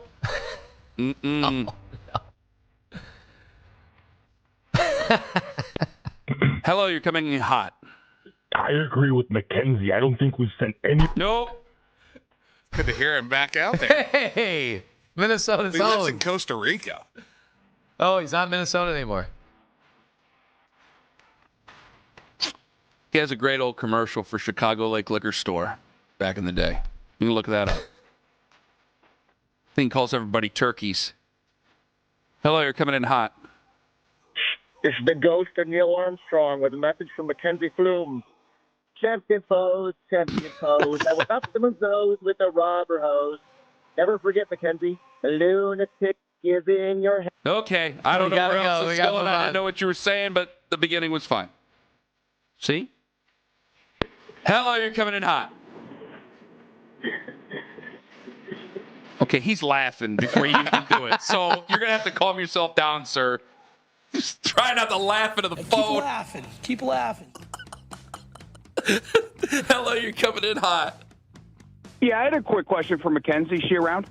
No. We're not going to be able to get any of these in. I'm telling you, we are close. We are close to a diabolical question. This could be the end of the segment as we know it. Man, damn it, Mackenzie. Did I miss something just all-time special yesterday? You don't want to know, man. You don't want to know, man. You don't want to know. No. That's like 4 Mackenzie coming in hot. It was a pretty wild day yesterday, man. Pretty wild. And I just want to talk about her Cleveland Indians shirt today. Yeah, That's all she does have a Cleveland Indians shirt from the 1995 World Series. All right. Hello, you're coming in hot. Scotty! What's up, my man? This is Lawrence. You guys wasted way too much time with Bastion last week and ship off Owen to their show. Later, guys. Come on. Thank you. That wasn't nice. Bud, you should probably know what you're talking That about. wasn't That's nice. right. Thanks for having my back, Andy Baskin. Hello, you're coming in hot. One of the great movies of the early 2000s, Dude, Where's My Car, starring Ashton Kutcher and Sean William Scott, is something we'll all remember since we grew up watching it as kids, unlike Lima, who grew up watching Dude, Where's My Father. Oh, man. Come on. Why do you guys have to do that? That was good. That reminds me of the original Knock Knock, Who's There? Not Lima's dad. An oldie but goodie. That was a great one. That's like a How Come Quickie. We can take 2 more. Okay. Hello, you're coming in hot. I'm on your ass, boy. Lima, look at the fangs on this guy, bro. You canine people. Are you a vampire, man? Come on. Lima said earlier during the show he got a good way to spend $200. Yeah, 100's with your cocaine dealer. The other 100 is on vampire insurance for walking. Reckless speculation. Whoa! He'd spend the whole 200 there. What are you talking about? Prices are down? Some responsibility here, sir. It's no, not today. He's got to go home and get yelled at today. But old days when it was the opener in 70 degrees. Got a real Bodie Miller over here. Hello, you're coming in hot. Did Andrew Berry even have a fax machine when that A.J. McCarron trade fell apart, or was it just one of those printers that only prints, copies, and scans? And the 2016 World Series rain delay, act of God or man-made, sponsored by a Chicago billionaire? I'm just connecting dots here. New segment, Flume and Gloom Conspiracies with Mackenzie Flume, completely off the record. All that, and go ahead and place your bets now on whether Lima's mic will work, plus not to brag, but my IQ is in the same neighborhood as Miley Cyrus, Chris Brown, and the actor James Woods. It's the emerging podcast scene, presented by Extend Technologies on 92.3 thefan.com. This is very good. That was flawless. Very good. I didn't even have to tell him to knock off the extra part. Oh, my gosh. I mean, when you do it for 5 years, you get it thrown off there. Hello, you're coming in hot. Gee willikers, what's gone wrong with sports? Years ago, Jack Whitaker, yours truly, was reprimanded for identifying a gathering of golf enthusiasts as a mob. Today, the biggest headlines in professional golf are as a result of the misfortunes of one Tiger Woods. Gee willikers, what's gone wrong? I call them patrons. Patrons. Yeah, I was talking to the president. Was it like of the condo association or how do they dance around that, by the way? Are they not going to mention Tiger at all their old highlights are Tiger? They got him. They got to talk about it. Phil Mickelson. Jim Nantz will find a nice way to talk about it, I'm sure. And you got Tiger, all of us here at Augusta National are wishing for the very best. Let's go back to Johnny Miller. Oh, Johnny Miller's not allowed to be here. No, he's not allowed. Let's go to Dottie. Who's the other one they banned? Gary McCord. Gary McCord. Jason Kelsey's part of it. Get your ass out of here. Wait a second. No Gary McCord and Jason Kelsey's allowed to touch the hallowed grounds? He's doing the ESPN sideline. Oh, what, they got Pat McAfee shirtless or sleeveless? He's going to have college kids go up there and try to sink a par 3. Let's go down to John Daly. And it's way too loud for the Masters. You'll never be allowed to walk. Hello, you're coming in hot. This is Teddy in Massachusetts. I would like to wish a happy and blessed Good Friday to you, Mr. Carman, Mr. Lima, Lou, and Timmy, and all the good Catholic boys out there. And speaking of good, how about that James Harden? Not only is he a beautiful player, how about that beautiful beard? It can also double as a flotation device. All right. Okay. All right. All right. It's well done. You can go down to the lake and get some fish that we can eat today. You're coming in hot. Hello. I don't trust the federal government, and neither should you. Read your history. Follow the money. Don't believe everything they tell you, Ken. Thank you. How many guys? That wasn't bad. How many guys were sitting on his impression for years before they finally got the McKenzie reason to do it? Gave him the go-ahead? Yep. It's not like one of those other ones. Like, everybody has an Arnold impression. Jesse impressions are pretty good. Hello, you're coming in hot. A Sonnet for Chase Delaughter by Kenny Shakespeare. Shall I compare thee to Lonnie Chisenhall? Thou art more lovely and more temperate. Whilst thy potential hints at Hall of Fame, Lonnie sends just his bat and jerseyed name. On rare occasion did he home run score. Hand thee the bellhop 4 bags often more. Take now this Cleveland season to the moon, beyond belief of one Mackenzie Flume. A sonnet true is 14 lines in all, but now methinks 'tis time for more hot-coming calls. That was very well done. That's our first sonnet. That was really good. We've done iambic pentameter. That was really good. Hamnet's very hot right now. Yeah, that was good. Big thanks to everybody who joined us today. Matt Foreman, Assistant General Manager of the Cleveland Guardians. Didn't even get the hello out there. Yeah. He said that Cleveland media and Philly media is like, all right, I'm getting this off my chest. John said Cleveland media is nicer than Philly media. There you go, boom. What do you think of that? It's true. Boom. Wow, we did it in 7 seconds. There you go. One more, you would have made the full bull time. Good job. I just love that Kenny had him on and goes, Bazana! When's he going to be here? That's what everybody wanted to know. What, do you want me to sit there and try to get to know the guy? Now, well, off we go. People want to know when Bazana's coming up. I asked him when Bazana's coming up. I asked the tough questions, Tone. Tough talking Ken. Yeah, there you go. Boom. Pulling, no punches. All right, we're back on Monday. Go Guardians. Have a wonderful weekend. Wonderful holiday.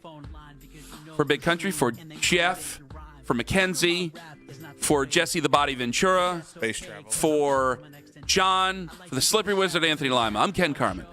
Have a wonderful Tall Boy Friday, my friends. Take care. They travel, they read, they sing, and they dance. Always take life as a risk or a chance. Big vodka, this is the whiskey, beer.